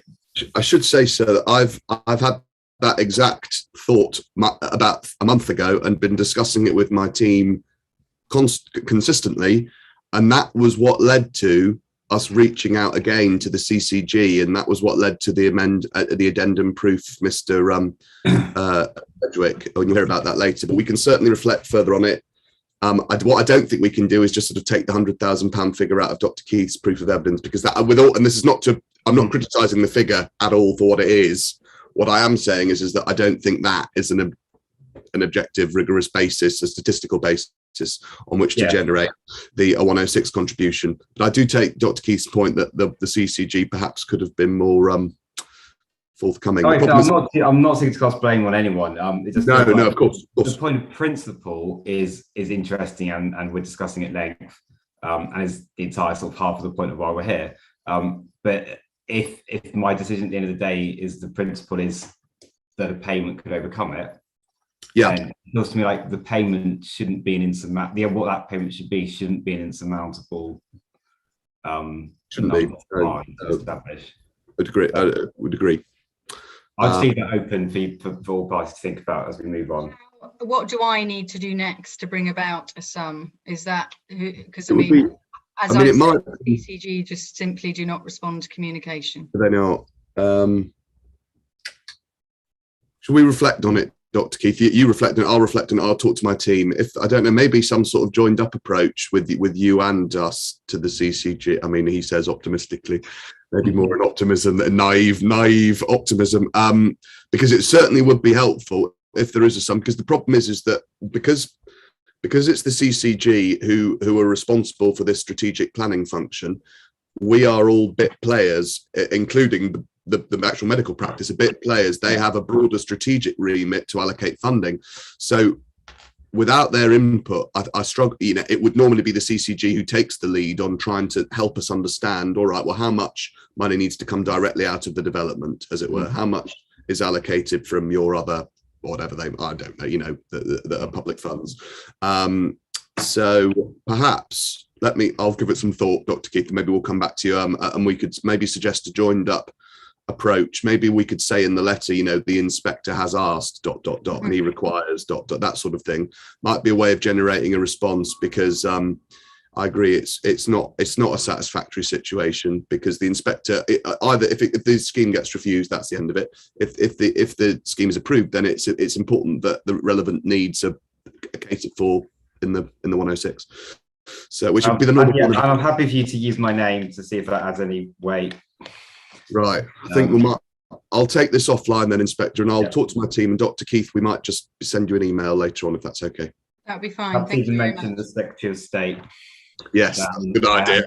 That's a good idea. Yes, well, It's just your just final point. I mean, you'll just see when you read the email from the CCG, they just don't get the issue in the sense of timing, and that they were saying we'll review the planning application, and I'm screaming at this email saying, well, you've got about 4 days. Yeah. All right. Well, perhaps if we start dropping in, name checking the Secretary of State, that's a good idea. All right. Well, thank you for that, Inspector. Thank you, Dr. Keith. I will, in the next break, I'll talk to my team about it, and we'll try and put together some sort of letter that we might be able to send. If once you're happy with it, Dr. Keith, we might be able to send it jointly, urgently, to the CCG and see where on earth that gets us. Maybe nowhere, but it's worth a go. Because just one final thought, the email that you received from the CCG, you obviously emailed someone who responded, because we have emailed multiple times and had no response. Okay, that's a promising, might be a promising starter for 10. All right, thank you very much. Thank you, sir. Thank you very much. Is there anything else, Dr. Keith, you'd like to clarify? Obviously, you can't re-examine yourself, but now's your opportunity if there's anything you want to say beyond, based on those cross-examination questions. No. Okay, thank you very much. Thank you. This seems like an appropriate time for our mid-morning break before we come back with Mr. Sedgwick. Certainly, yes. Just checking, see if anyone has anything to say otherwise. No. Okay. So it's 10:56. Shall we come back at 11:15? Very great. Thank you, sir. Okay, thank you. The inquiry is adjourned and we'll resume at 11:15. Thank you.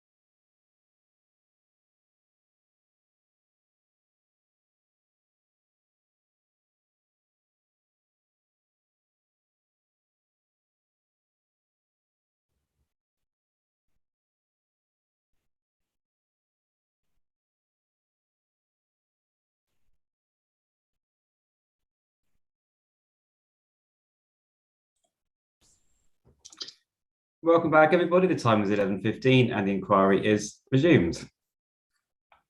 Unless anyone has anything else to raise, I'm happy to hand straight over to Mr. Simons. Great.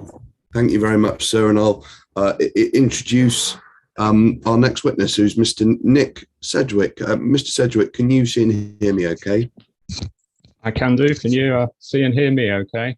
Certainly can. Thank you very much. Now, Inspector, Mr. Sedgwick has got a main proof of evidence, and he's which has some appendices as well. So you'll want them, and he's also got an addendum proof of evidence also that I think I referred to earlier on.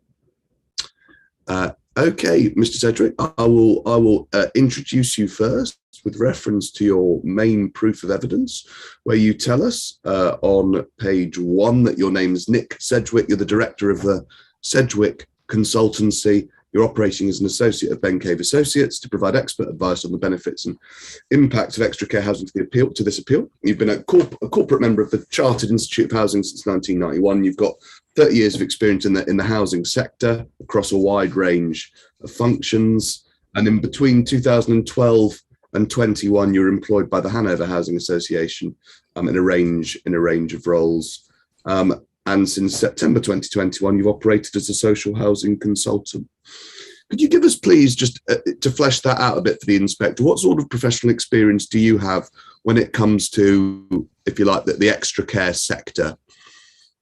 So, yeah, I've worked in housing for getting on for 35 years.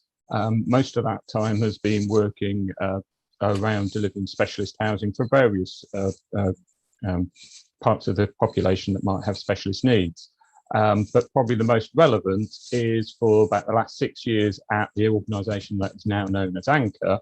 I was the director of service development, and Anchor is the largest not-for-profit provider of housing and care for old people in the country.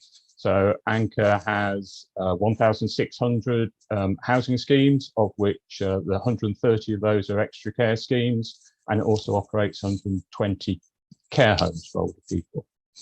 All right. Well, as soon as you start to sort of set out that experience, we get into this terminology, don't we, that we've been hearing a lot about in the last couple of days. You talked about some of your schemes were care homes, some of them were extra care schemes. Can you first just sort of give your reflections on the way that the scheme's been analysed and the evidence of Dr. Keith and then the local authority and the proofs?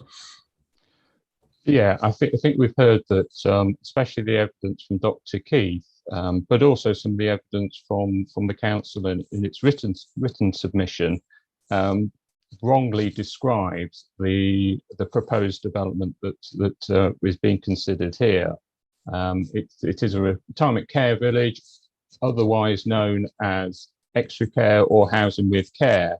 And I think to start with, you took us yesterday in your discussions with Miss James to the guidance within the National Planning Policy Guidance on Housing for Older People, which is CD 4.3. You took us to that document, and that gives a clear definition between extra care housing or housing with care and the definition for residential care homes. Okay. We covered that ground yesterday. Do you want me to go into a bit more detail? Happy for the inspector's seen those bullet points in the PPG, so there's no need to turn them up again at this stage. But I suppose, let me ask you this, sort of, so what?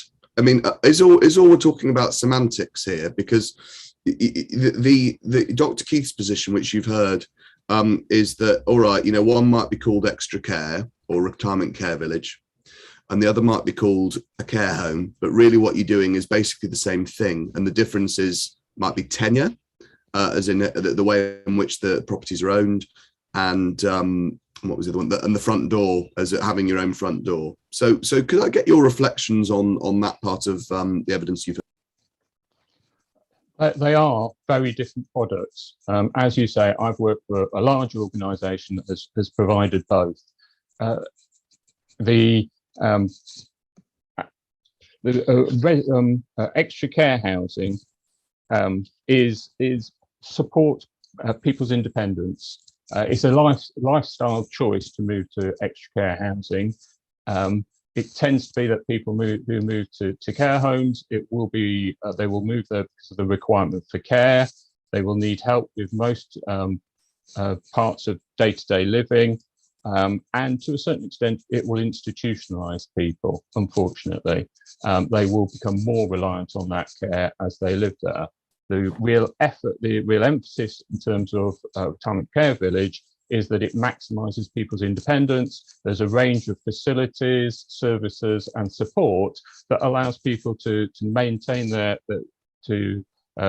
maintain an active lifestyle, which is good for their well-being and will improve their health.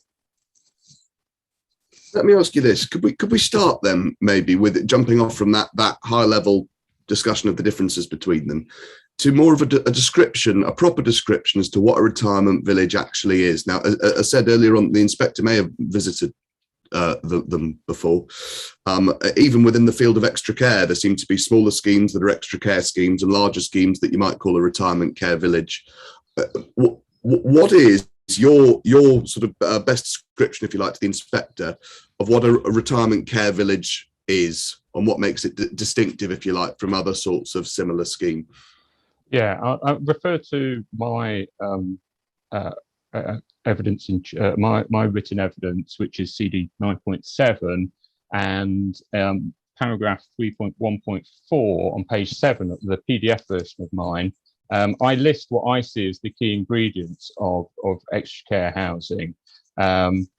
Within that, and make the distinction that when in a care home, that residents of a care home have a contract with a care home provider that is for the accommodation and for the care. So you have a single contract that covers the accommodation and the care. And as a result, the whole of that is regulated by the Care Quality Commission. Within extra care housing, and it doesn't actually matter which tenure it is, whether you rent it or you buy it, you have a contract for the home, so you will either have a tenancy on the home, or you will have a contract, the transfer document when you buy the home. So you have a contract for the home, and you will have a separate contract for the care, and there may be other services that are provided. And on that basis, it is only the care that is provided, the domiciliary care that is provided, that is regulated by the Care Quality Commission. In terms of those key ingredients that I would expect to see in extra care housing, and especially in one of these larger retirement villages, is that you have really good building design. And this is one of the key features, that people move to extra care housing because they may be living in accommodation in the community that is really fairly unsuitable. It may be the large family home that has poor accessibility, is very difficult to maintain, maybe cold, maybe damp, etc. And people can look at such a development as this and see that they can move to a home that is the right size for us. You touched yesterday on right sizing, and people can move to a home that is much more suitable for their needs at the moment. They're also self-contained dwellings. So, and that's a very significant difference compared with a care home. So within an extra care village, it'll be mainly apartments or bungalows or maybe houses where people will have their self-contained accommodation. In a care home, people will have a single room, probably with ensuite facilities, but it's a very different accommodation offer. There'll also be a range of communal facilities. And within developments such as this, and the examples that I've given in my proof of evidence, that there'll be very many facilities that will support that well-being for residents. So there'll be facilities to keep you physically active. In a development like this, there'll probably be a swimming pool, a gym, maybe something like a bowls green, and all that communal space that allows people to go for a walk around the grounds, etc. There'll also be facilities to encourage people to maintain an active social life. So there'll be a restaurant, a bar, probably things like snooker tables, all those sorts of things, and rooms especially that can be used if you want to hold an event, a family event, those sorts of things, celebrate a birthday. but there will also be other facilities that will allow other services to come in and visit the scheme. So there'll be rooms that will allow hairdressers, chiroptists, and the general practitioner to visit the scheme. And there will be facilities for the on-site care team. And I think that the on-site care team will normally provide a small core number of hours that will be purchased by residents, but is also there to be available in terms of emergencies. But it must be stressed, again, in terms of choice, that a resident can go to a different care provider, doesn't have to use the care provider that is provided by the operator. Yeah, let me just pause you there. Thank you for that. Can I ask you, this is a technical question, it's not on your evidence. I think your microphone is sort of rubbing against your... All right, sorry. Or if we're getting some sort of feedback, if you could... Yeah, I have some building work around, so which is quite noisy when I'm using this, but hopefully I'll hold it in the right place. Lovely, thank you very much. Okay, so you give some examples of extra care in your proof of evidence in terms of successful schemes that you refer to, and we don't need to go in some ways to the detail of them, but I suppose taking a step back, and the inspector may get to visit one, which would be great, but we'll see. What are the key things that you take away that, if you like, it's not what you'd expect to find in a care home? What are these big differences? So yeah, the two schemes that I've included in my proof of evidence, in my opinion, are probably going to be similar to the type of thing that would be developed on this site. So in terms of the size, the number of homes that are included, and the range of facilities, they're similar. And probably if I try to explain it, probably in terms of the typical day for a resident at these schemes, they'll get up in the morning, obviously. Some people might need a bit of support, some care to help them get up in the morning. They might need help with washing, with dressing, etc. And maybe getting some breakfast. But they would then have the opportunity to use those range of facilities. So, for example, they might go for a walk in the grounds that are available, or these schemes all have quite large grounds that would support that. They may then decide to have some sort of physical activity. So they may decide to go in the swimming pool.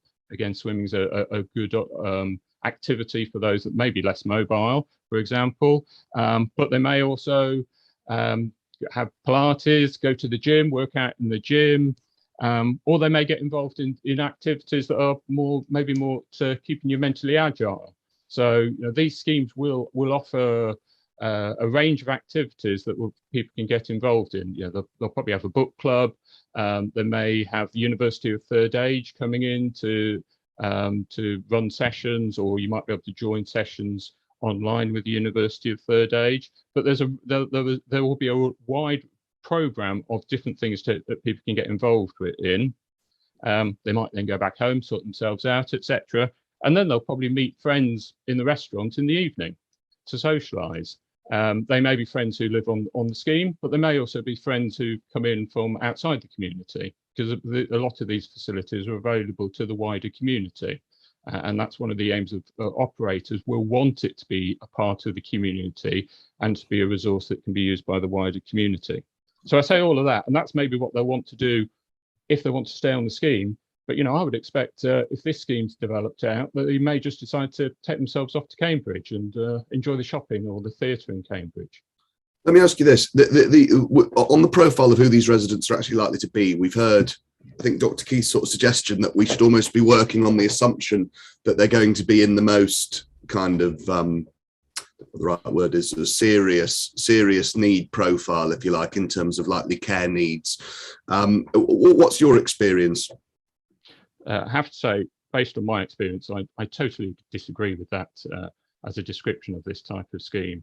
That these schemes are successful because they develop thriving communities, and that's an operator will want to achieve that because they are easier to manage as a result, but also they are more attractive to residents who they may then want to move in the future. So they are reliant on having a mix of residents living there, In my evidence, I talk about the third with low level needs, a third with medium, and a third with high. But that is really important. You will probably find that the residents with lower level needs, maybe the slightly younger residents that move there, are going to be the ones that put more effort into keeping the social clubs going, etc.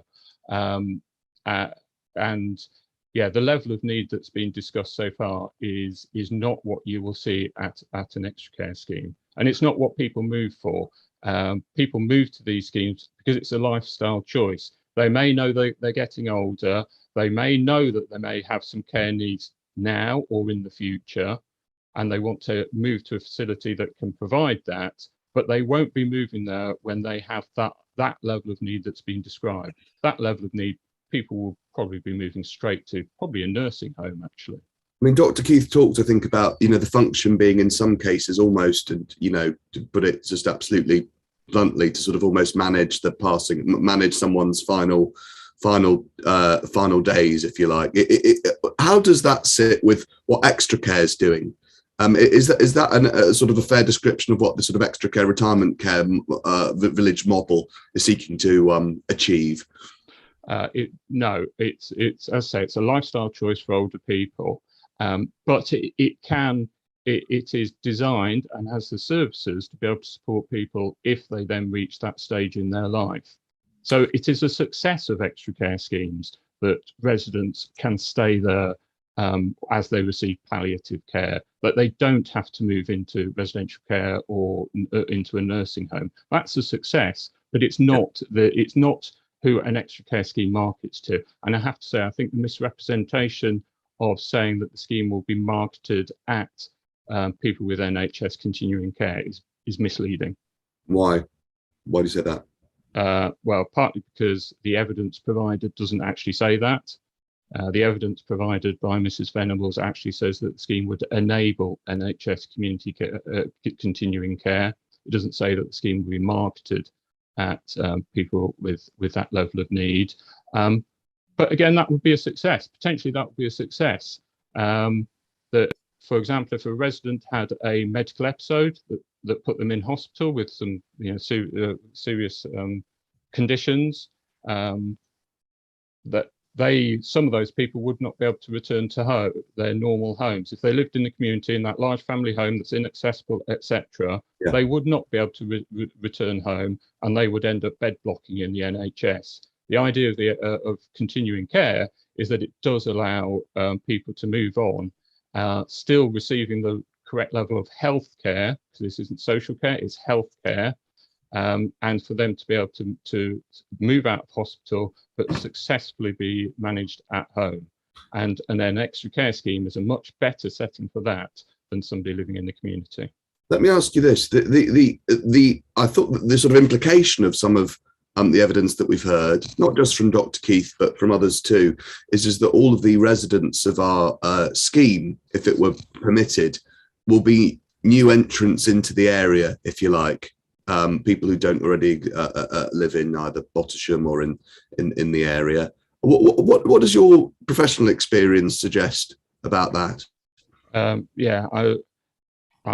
I read the evidence from Mrs. Venables, and I totally agree with it. I won't go into the detail. I'm sure she'll present it. But my experience, I'd actually come up with the same figure of 70% moving within 10 miles, and that's based on some research that we did at Anchor to understand where we should focus our marketing for such developments. And actually our marketing for such developments was actually focused within 5 miles, because we found that was the most effective marketing that we could do.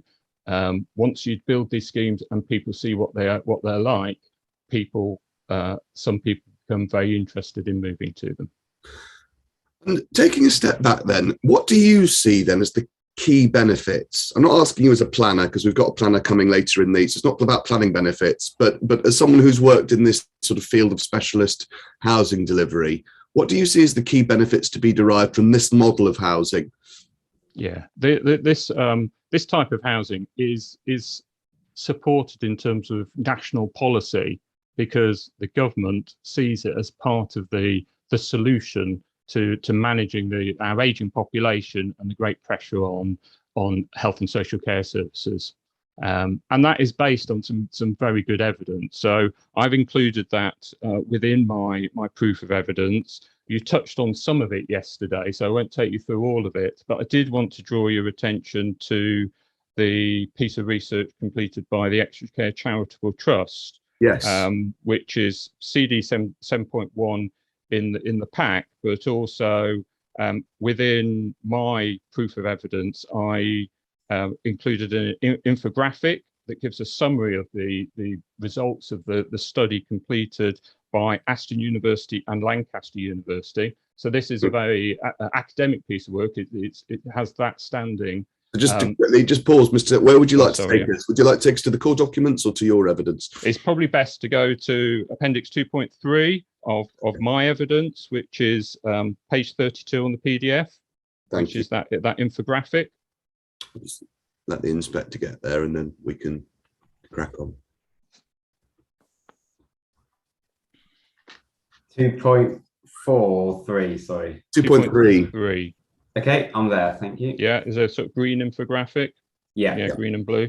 And I do know this piece of work has been particularly influential in terms of informing government policy, because this was the first piece of work that really put some hard numbers on the impact that housing with care has on improving the quality of life of older people, but also reducing the pressure that they have on health and social care. I know Extra Care Charitable Trust well, and they tend to build villages that range in size probably between about 150 homes to 350 homes, I think their largest is. So again, some fairly comparable types of development to what we're looking at here. And just sort of summary of some of the results that they showed, that people living within in an extra care village operated by them, the cost to the NHS were reduced by 38%.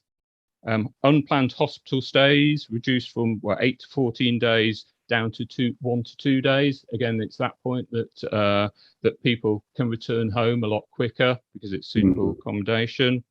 A 46% reduction in routine GP visits. And also the residents just stay healthier. They stay, they have greater levels of exercise because of the facilities that are available, etc. And that comes through in terms of reduced risk of falls. They found reducing the risk of fall by 18%. And the cost of falls is very large to the NHS, and this was the type of evidence that really brought it home to government, and that's why it is a government priority, both in terms of planning policy, but also in terms of adult social care policy, that we should be developing more of this type of accommodation. Thank you for that. I mean, there's a lot of such evidence in the core documents, and I don't expect us to go through it all now because we've got to keep to time. Are there any other bits that you'd like to show the inspector in particular? I think if he's if he's looking for a slightly different take on the evidence, is the piece of work completed by the Association of Retirement and Community Operators, which is CD 7.6. Yes, putting the care in housing with care. Yeah. Which has has a summary of some results around the impact on the need for adult social care, which is on PDF page 12. Hang on one moment. Right. Is that section 6 of that document? Yeah. Okay.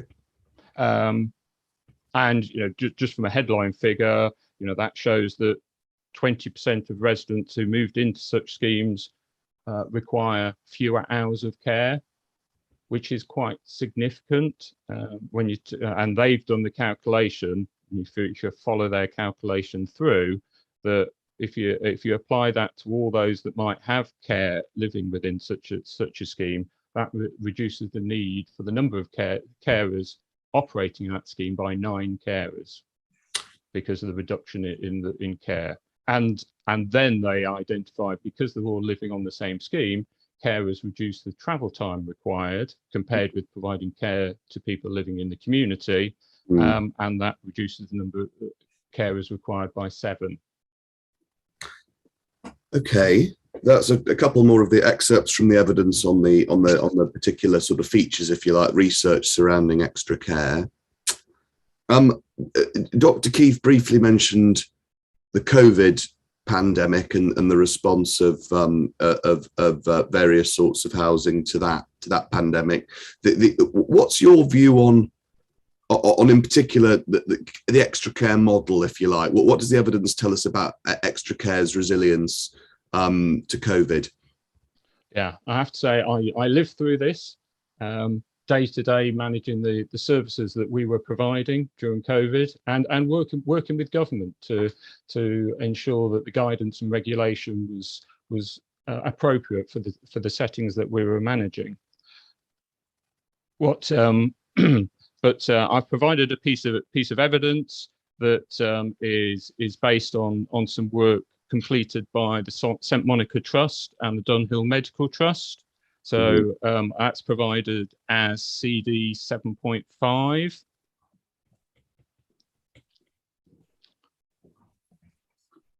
And just particularly reference the PDF page 8, where again the results of that survey are provided. And this was a survey sent to all the main operators of retirement care villages across the country to understand their experiences during the pandemic. Let me just make sure that we're in the right place. So you say PDF page 8. Is that also document page 8? Is that section 3.2? Yeah, starting with 3.2. Yeah, got it. Okay, and what are the key things you'd like the inspector to sort of take away from that document? Well, so this survey was looking at the impact of people living in retirement care villages compared with living in the community. So living in general needs housing, in effect, in the community.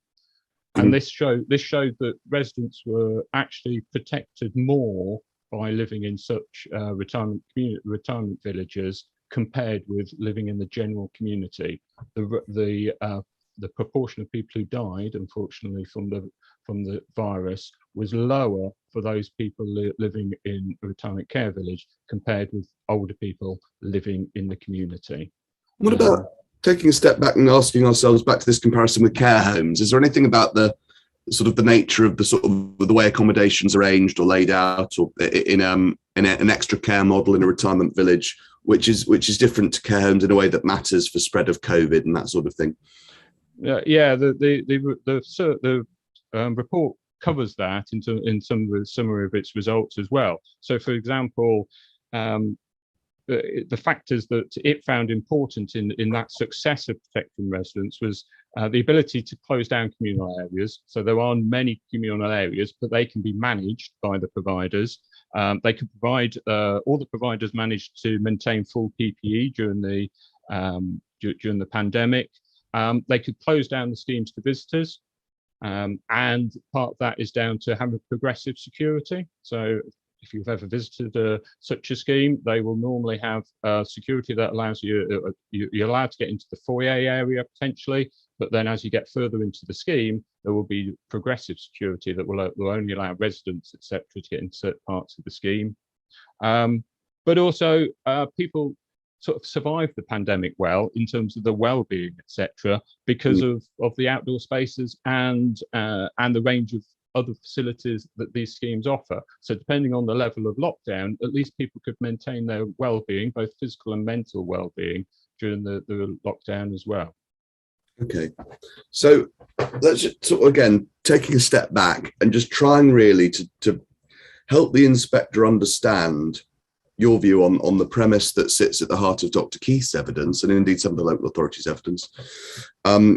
She told us that the premise really is, so far as she's concerned, that it matters not whether we're talking about a care home on the one hand or a retirement care village on the other than legal tenure and the front door point, something I've asked you about already.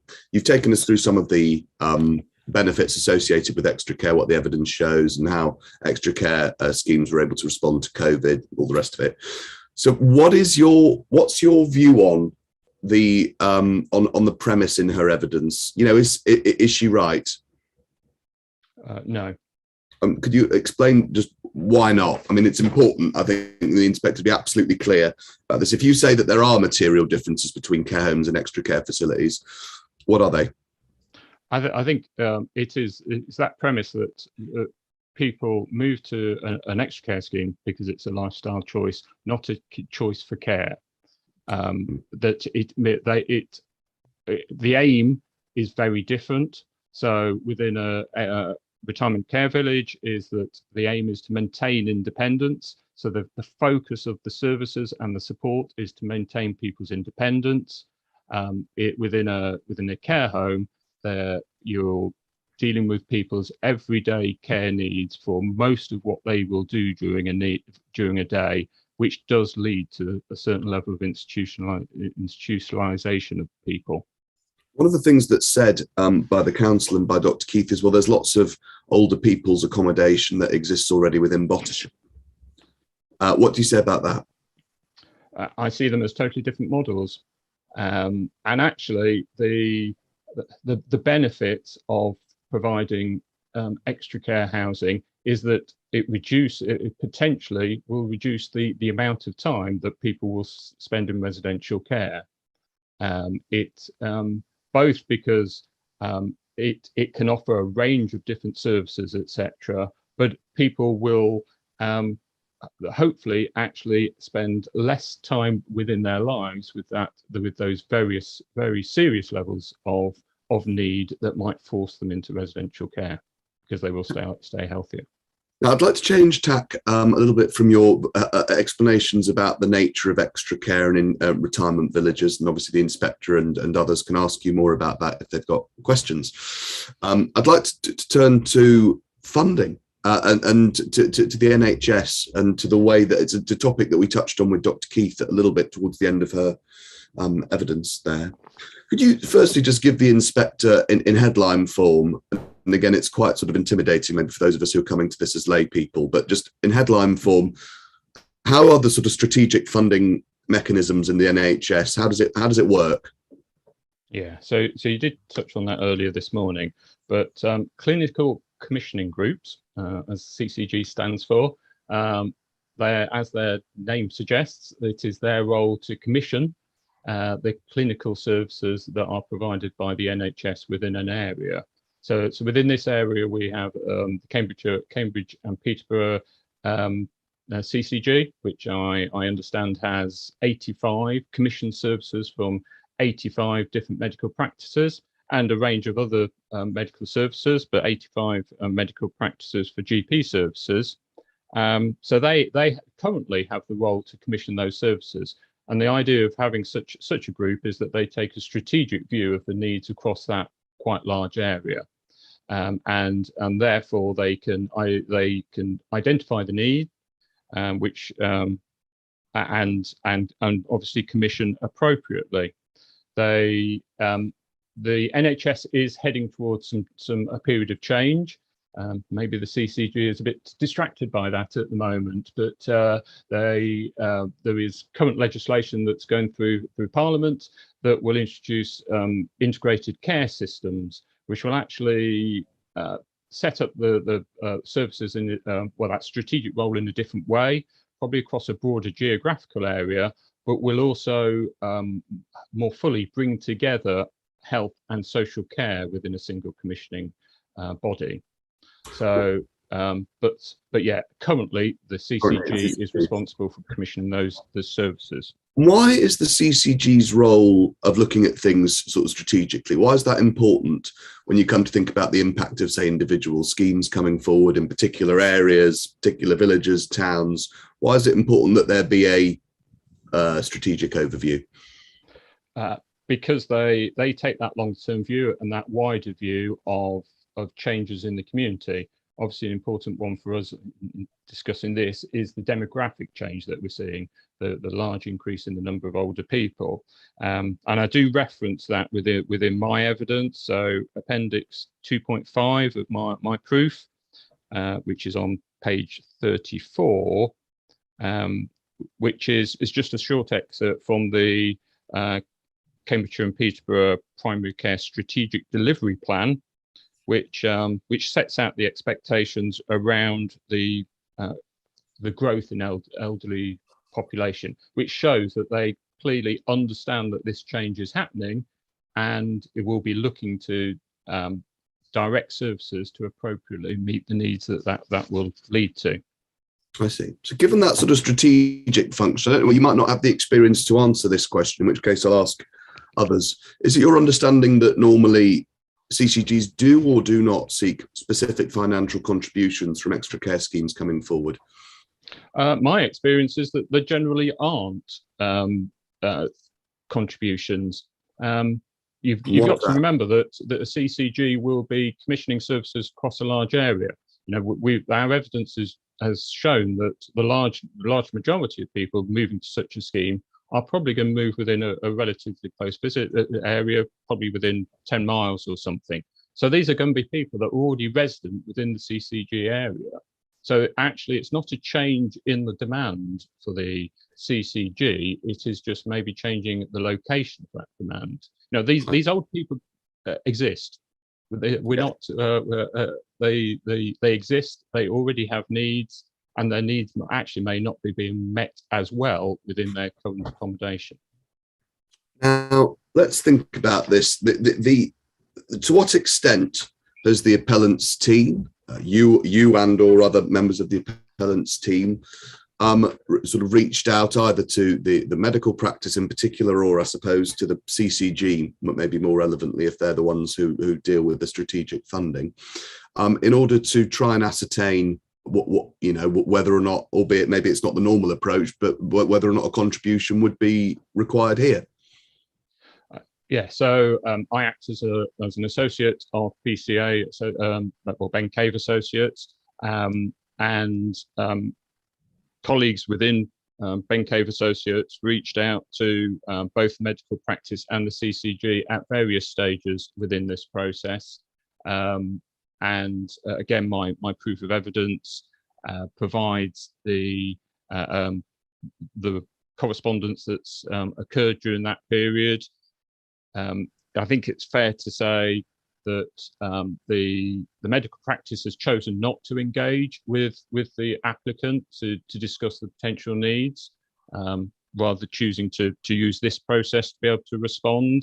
The CCG has on a couple of occasions responded, and I suppose I would be maybe share the frustration with the quality of their response and their ability to both engage in identifying the potential changing needs that it would be the impact of this development, but also to give us any suggestion on whether the existing services can cope with the level of change, or the relocation of residents, or whether there's any suggested sum. There's never been a suggested sum. Okay. I suspect where we might get to, this is just again for the inspector's note, is I'll ask my planning witness about this next week, and he can give some evidence on the extent to which, given all of that backdrop, you know, the contribution would meet the tests or not of the legislation and the framework. But I'll park that. That's for the planners. I don't need to worry you about it, Mr. Sedgwick. Okay. All right. Thank you very much. Now, I think the last thing that I'd like to really sort of ask you about is the work that's been done by Dr. Keith in respect of the Bottisham medical practice in particular. And she set out some of that work in detail earlier on this morning when she gave her evidence in chief. What's your response to what she says? I suppose I have to start by saying, yeah, I fully acknowledge the great pressure that the NHS and GP surgeries services are under at the moment. So I'm not out to criticise practice or anything like that, I know it's a very difficult job, and especially over the last couple of years has been even worse. But I provide some evidence that's been mentioned already around the GP to patient ratio, and one of the reasons I do that is because, in my view, the strategic planning process that the clinical commissioning group should be completing should be able to identify the different levels of need, and therefore provide different resources in different areas to respond to that need. Now, if you look at the way the numbers that I give in my evidence, it suggests that process might actually work, because you see some practices that have a GP ratio of just over 1,000 residents to a GP, whilst the national average is nearly 2,000. Now, potentially, does that mean that the system works and can shift resources and allow more intensive services where that is needed? Maybe where in more rural areas, or where there are higher proportions of people with need, maybe older people with need. Certainly, I've worked across a number of areas. Tend to have quite a lot of accommodation in areas along the coast, and you will always see areas along the coast that will have higher proportions of older people. And I suppose it's my hope that strategic planning system works and services can respond to changing need. Okay. Thank you very much. And finally, I suppose your points about NHS continuing care, which is something that you raised earlier on, in some ways it's something that I think Dr. Keith takes from the evidence of Ms. Venables. So I'll ask Ms. Venables about it when we get there, in terms of who's marketing at who, what's being marketed to whom, and all the rest of it. But just your experience on the ground, being involved in the administration of these sorts of projects. What sort of proportion of residents are at this very most severe end of the spectrum of NHS continuing care, of the sorts of residents that the sorts of patients that Dr. Keith was talking about earlier on? I would expect on similar schemes to this that in practice there's likely to be no residents that will be receiving NHS continuing care. There may be some, and as I've said, the schemes would want to support that if that is the case, but it will always be a very low proportion. Probably on a scheme of this size, at any one time, I would expect a maximum of 1 or 2 residents that will have that level of need and to qualify for NHS continuing care. But most of the time, there will be none. Taking a step back then, and it's my last question for you, to the extent that there are objections which are predicated on the idea that a care village like this, a retirement care village, is not materially different to what's on offer in a care home, do you think the inspectors can find those objections to be well-founded?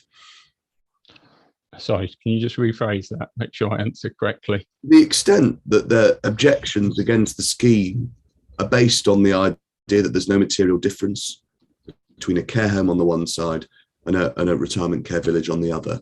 What's your view on the extent to which those are well-founded objections? No, I think there's significant a difference between the two products. They are very different products, and I have to say, I find I'm slightly frustrated that I spent a fair chunk of my career trying to develop appropriate housing and services that achieves exactly the impact that the evidence in my proof gives, and to see that the clinical commissioning group isn't actually supporting such a scheme that would reduce the pressure on its services and improve the quality of life for older people, I find really quite enlightening.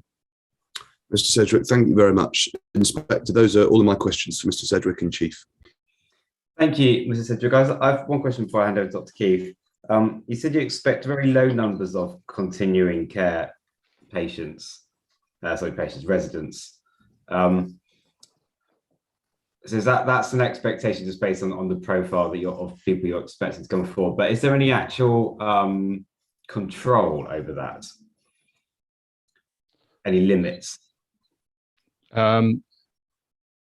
In my experience, people who may receive NHS continuing care within such a scheme will already be residents. And as I said, they might experience a health episode that sees them in hospital, and they may need that level of care to allow them to return home. But those numbers are going to be very low. Realistically, if somebody was looking to move to such a scheme with that level of need, it would be an odd decision to make to move to one of these schemes. Why is that?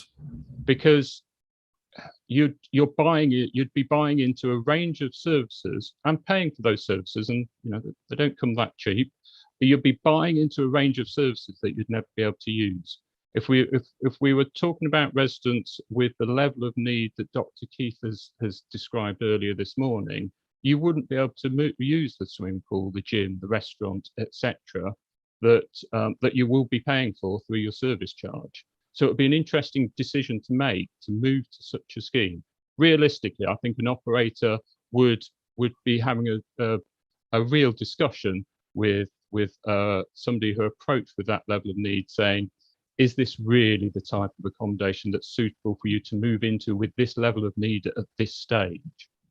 As I say, it will cope if somebody develops that level of need, but it really isn't the appropriate accommodation for somebody who's looking to move with that level of need. And do you have any knowledge or understanding of the what's the right word, proportion or the regularity with which existing residents, become more ill and therefore then need that continuing care? How frequently does that happen? I have to say, I don't have any evidence. I'm not aware of any evidence that would tell us that. Partly because I think it is so infrequent. I must admit I am aware of it, and sometimes we've had to review services to be able to cope with individual residents that might have that level of need, because we don't want to force them to move if we can manage the situation. But it is very rare. Okay, thank you, Mr. Sedgwick. Okay, Dr. Keith, now's your opportunity to ask questions of Mr. Sedgwick. Thank you very much. Thank you, Mr. Sedgwick, for your evidence. As you know, I'm Dr. Keith from Bottisham Medical Practice, and I've just got some questions to ask you, if that's all right. Yep. I understand that the development is extra care housing and not a registered care home. The extra care housing development is aimed at the elderly requiring care. Is that correct? Not necessarily so, or not the level of care that I think you might have described. But it is aimed at the elderly. Yeah. And age is in fact the only assessment criteria to purchase one of these units. Correct. And a resident may have low needs, you hope, when they move in. Yeah. Yeah. And they will potentially, in years to come, have medium level needs. They may do. Which may change to high level needs years further on than that. Correct. And you're aware that it's also open to residents who qualify for NHS continuing care. Well, it will enable NHS continuing care. And those patients have exceptionally advanced needs. I'm aware of that, yeah. Yeah. And thus, in terms of care requirements, if an NHS continuing care resident was in an extra care accommodation, there would be no difference than with their care needs than if they were in one of these retirement villages or in a registered care home. There'd be no difference in whatever type of accommodation they're in. Indeed. So they could be living in a house in the family home still. Yes. NHS community continuing care can be provided in such settings. Yes. And a resident cannot be declined purchase dependent on what care requirements they have. As I've said, it will be normal practice for a good discussion between the provider and the potential resident about their level of need and whether the services provided are appropriate. But if they did have high need, they couldn't actually be declined purchase.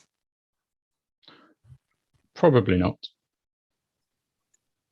And thus, as a GP, as a medical professional who currently treats and looks after many elderly residents, you can thus understand that I have to plan for this as a development that is simply looking after elderly residents. I can understand your concern, but actually the organisation that should be planning to meet the need is the clinical commissioning group, and it doesn't necessarily fall to the local medical practice to meet all those needs. I understand that thought. Moving on to one of your main paragraphs that I thought was interesting, where you talk about the aim of having a third of residents with low needs, medium needs and high needs. A resident, as we've just said, may arrive with low care needs and a few months later have medium care needs. Is that right? It's possible. And it's possible a few years later that their health may deteriorate and they would have high needs. Yep, that's possible. And a resident at that point would not be asked to sell the property if their care needs have changed. No. The accommodation is sold on the open market and the only limiting factor is age. Correct. The purchase, therefore, of a unit would not be refused based upon any result of a care assessment. As long as the scheme can cope with, but no, otherwise. Therefore, there is absolutely no way to guarantee that there is an aim of a third with low level needs, medium level needs, or high level needs. Would you agree? There's no way to guarantee it, but go and visit an extra care scheme. If there is no requirement of care assessment and there's no chance of evicting a patient with care needs, I feel you have just guaranteed that this aim of a third of residents of low, medium and high needs is an aim and just that, not a guarantee. It's not a guarantee, but I'm speaking from my evidence of operating a large number of extra care schemes, is that actually you do achieve a balanced community. Residents will make their own choices as well. Some people do choose to move on as their care needs increase for whatever reasons they have, but also you do attract a mix of residents. And for example, you may have a couple move into one of the homes. One of the couple may have medium or high level needs, but maybe the other member of that household has no need, and therefore you do still achieve a mixed community. Yes, I understand. My experience from working at Bottisham Medical Practice since 2015 is that the primary factor determining healthcare is age. And I understand that only elderly people, as we've said, can buy this unit. This is simply a question, not a yes or no. What is the age? Is it 55 or 65? Because I've seen varying numbers quoted. It will depend on the operator and potentially depend on the conditions within the planning consent if it's granted. But I would expect that it will be the age restriction will normally be from the age of 60, but it may be different. Just for Dr. Keith's benefit, when the 106, I don't know whether you've seen the draft 106 yet, Dr. Keith, you may not have done, but it will be. No, that would be helpful. Yeah, you'll see it, and the answer will be in there. I think it's 65. Thank you. So these elderly residents of 65 and over buy a unit, leasehold or rent, on the knowledge that there is on-site care available. That's correct. Correct, yeah. And that this care can adapt to their needs as they age. Is that correct? Yeah. And can thus adapt if they deteriorate further, require palliative care and die. Correct, yeah. Thus, as a GP, I need to be ready and able for palliative care of all the residents. If they are residents who are registered with your practice. So I'm confirming that in an establishment of 255 residents, I do have to plan, or the CCG has to plan. It is possible that we would have to provide palliative care for all of those residents. I appreciate it's very unlikely that they're all going to be having palliative care at the same time, but it is theoretically possible. I think you've such a hypothesis. Well, I have never got anywhere near that situation. It is a totally unrealistic hypothesis. But a resident would never be evicted because they need palliative care. But they're not going to be all at palliative care at the same time. That is totally unrealistic.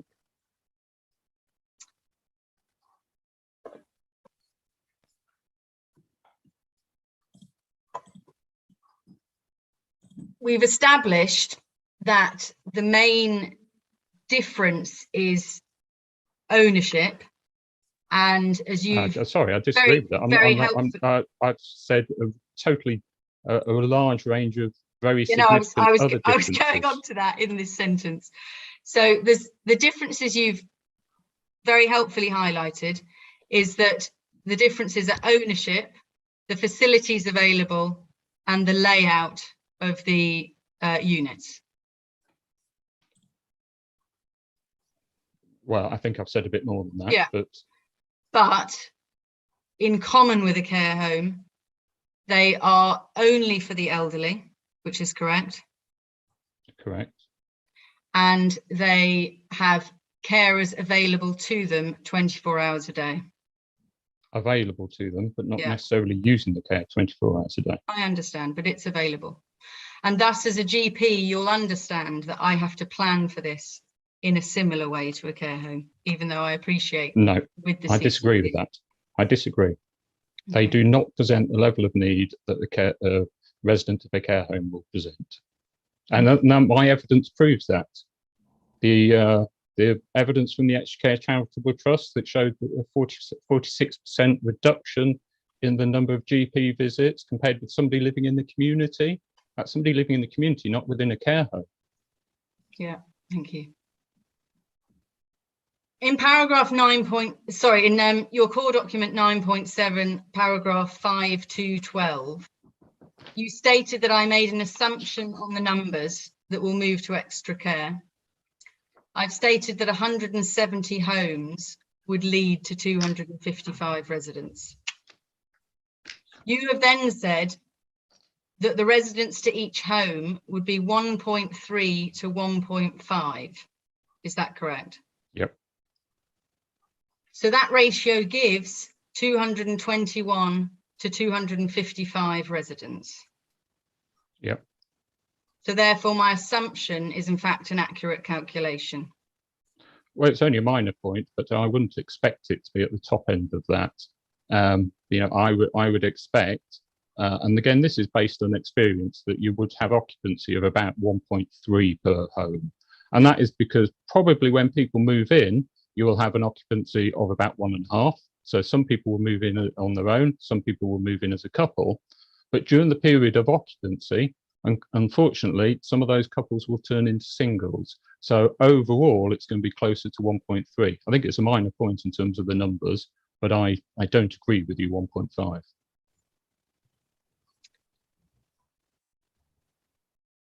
We've established, I think, I hope you will agree, that we can't guarantee the level of care need of all of the residents. They may all be low, there may be a mixture, there may be more high as the years go on. We just don't know. We can't guarantee, but I have provided evidence that suggests that people have a lower level of needs as a result of the benefits of living in such accommodation. Moving on to a sort of different topic, and you might say you might not feel this is a question for you, but in a local area, if elderly care is fairly distributed, then funding would be more balanced. Would you agree with that comment? Can you ask it again or rephrase it to make sure I got it right? I understand it. So I suppose what I'm getting at is, so the question I'll just repeat, but then I'll explain further, is in a local area, if elderly care is fairly distributed, then funding is more balanced. So as I pointed out in our figures, the population of Bottisham, regardless of whether they're in a care home or not, is very skewed towards the elderly. And I appreciate your point about the majority of people coming from a 10-mile radius, but our surgery catchment is much less than a 10-mile radius. So new residents will be moving into the area. So what I'm saying is this skews the elderly population further, and thus the funding just all becomes a bit unbalanced. Not sure. To be fair to Mr. Sedgwick, I mean, obviously answer it, but I'm not sure the appellant side can really comment on the CCG's approach to funding and balance across the whole area. I mean, it's for them to comment on it if they want to. Anyway, I'll just note that. But obviously, Mr. Sedgwick, do fire away. That's correct. You know, my expectation is that the CCG should be able to identify the need and respond to it. What that means exactly in terms of levels of funding, yeah, I must admit I'm not in a position to be able to comment on that. Fine, that's fine. Thank you. Would you accept in my evidence that there are multiple local surgeries you know, within the Cambridgeshire area that don't have any elderly care facilities within them, within their catchment? Well, I note it's within your evidence. Yeah. I don't do anything more than that. And thus, it does appear from my evidence that elderly care facilities are not fairly distributed among GP surgeries. I certainly can't take that from your evidence. I don't have enough information to be able to say whether that's true or not. I'm moving on to talk about the GP to patient ratio that actually was really helpful that you highlighted, because it was something I'd forgot to mention. So you agree that we have a low ratio of patient to GP at Bottisham? Correct.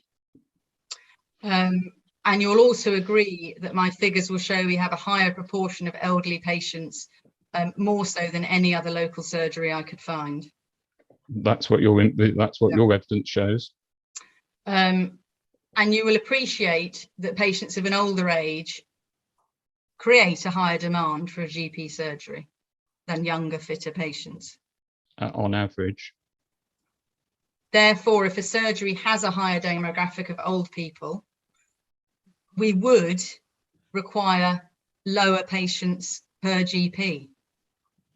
That may be, yeah, that may be the outcome. Yes, and as I said earlier, hopefully that is the shows that that strategic planning process might actually be working. But it is not, as you said in your evidence, showing that we have spare capacity. I can't comment on whether you have spare capacity or not. But I think in your evidence you said that this ratio would indicate we had spare capacity.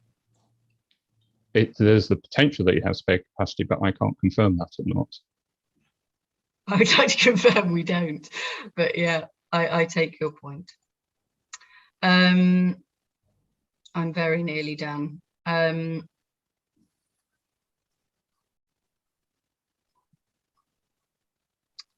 I moved on to talk about funding, but I think we've sort of dealt with that, you know, with regards to the CCG, and hopefully we're going to get some correspondence from them.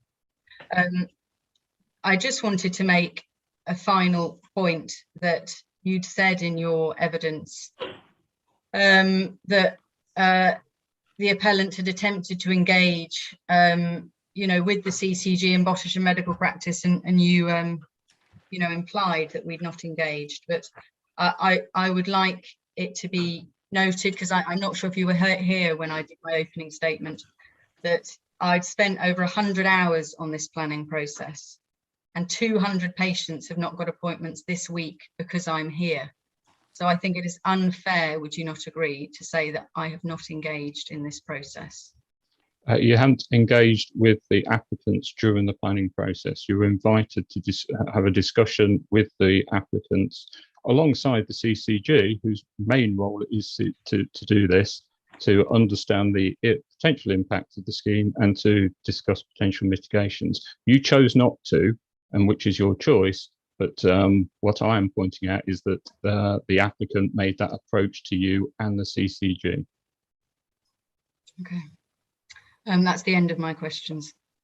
Thank you, Dr. Keith. One thing that's just come to mind, this might not be the right moment to ask it, but I'll ask it now, and if it isn't, we can deal with it later, because we talk about the CCG a lot.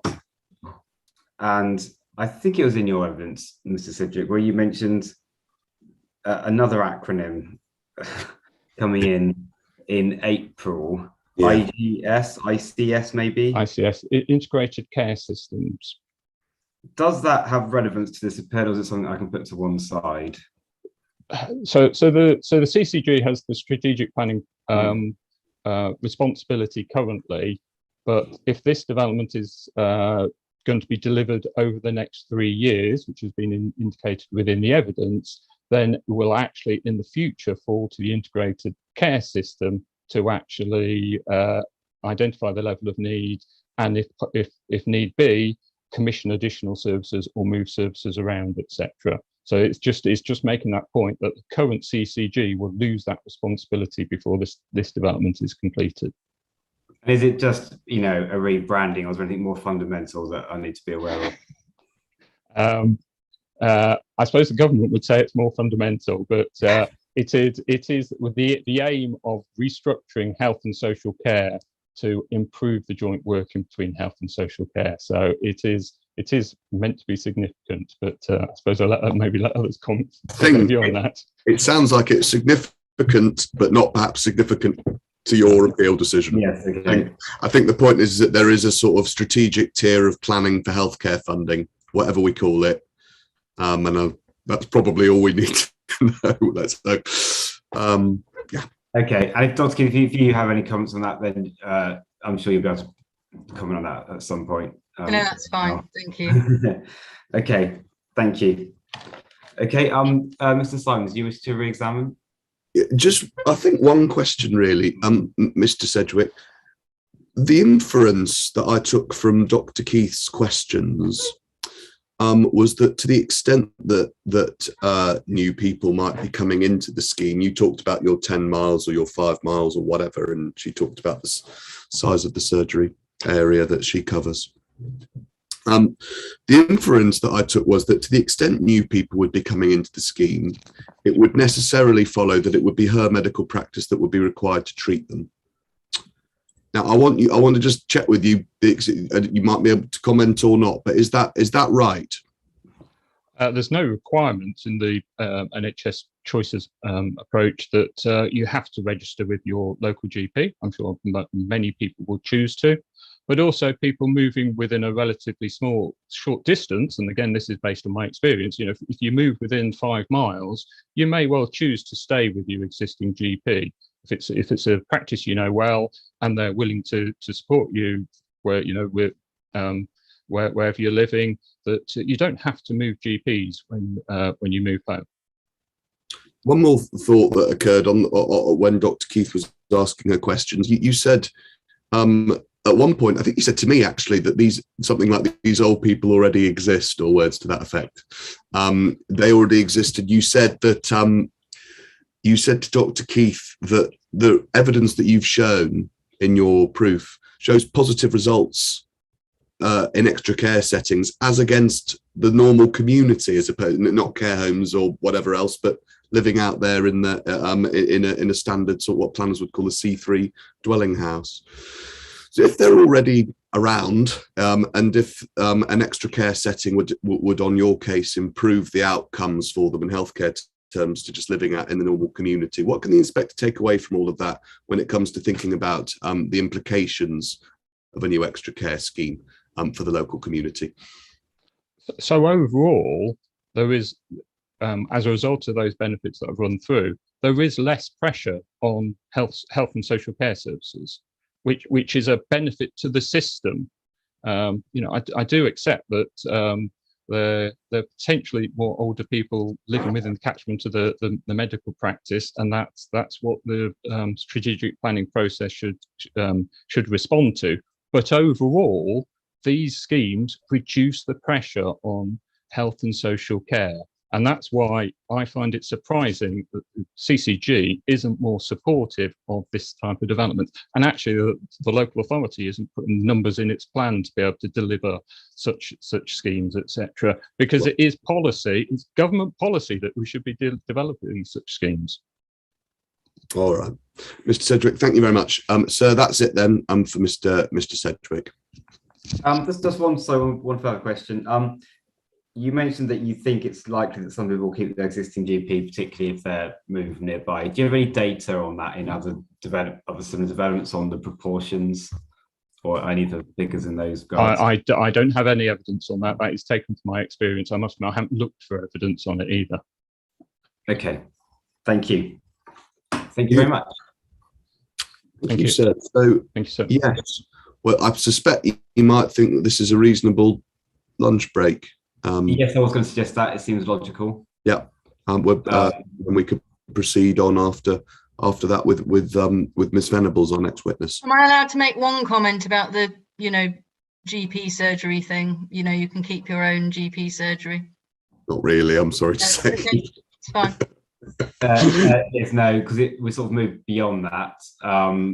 You do, of course, have further cross-examination opportunity coming up. During the course of the inquiry, so it might come up at other points. So it's probably just bear that in mind. Okay, thank you. Okay, so yes, it's currently 12:30. So if we have an hour's lunch and resume at 1:30. Thank you, sir. Okay, thank you. The inquiry is adjourned. Thank you.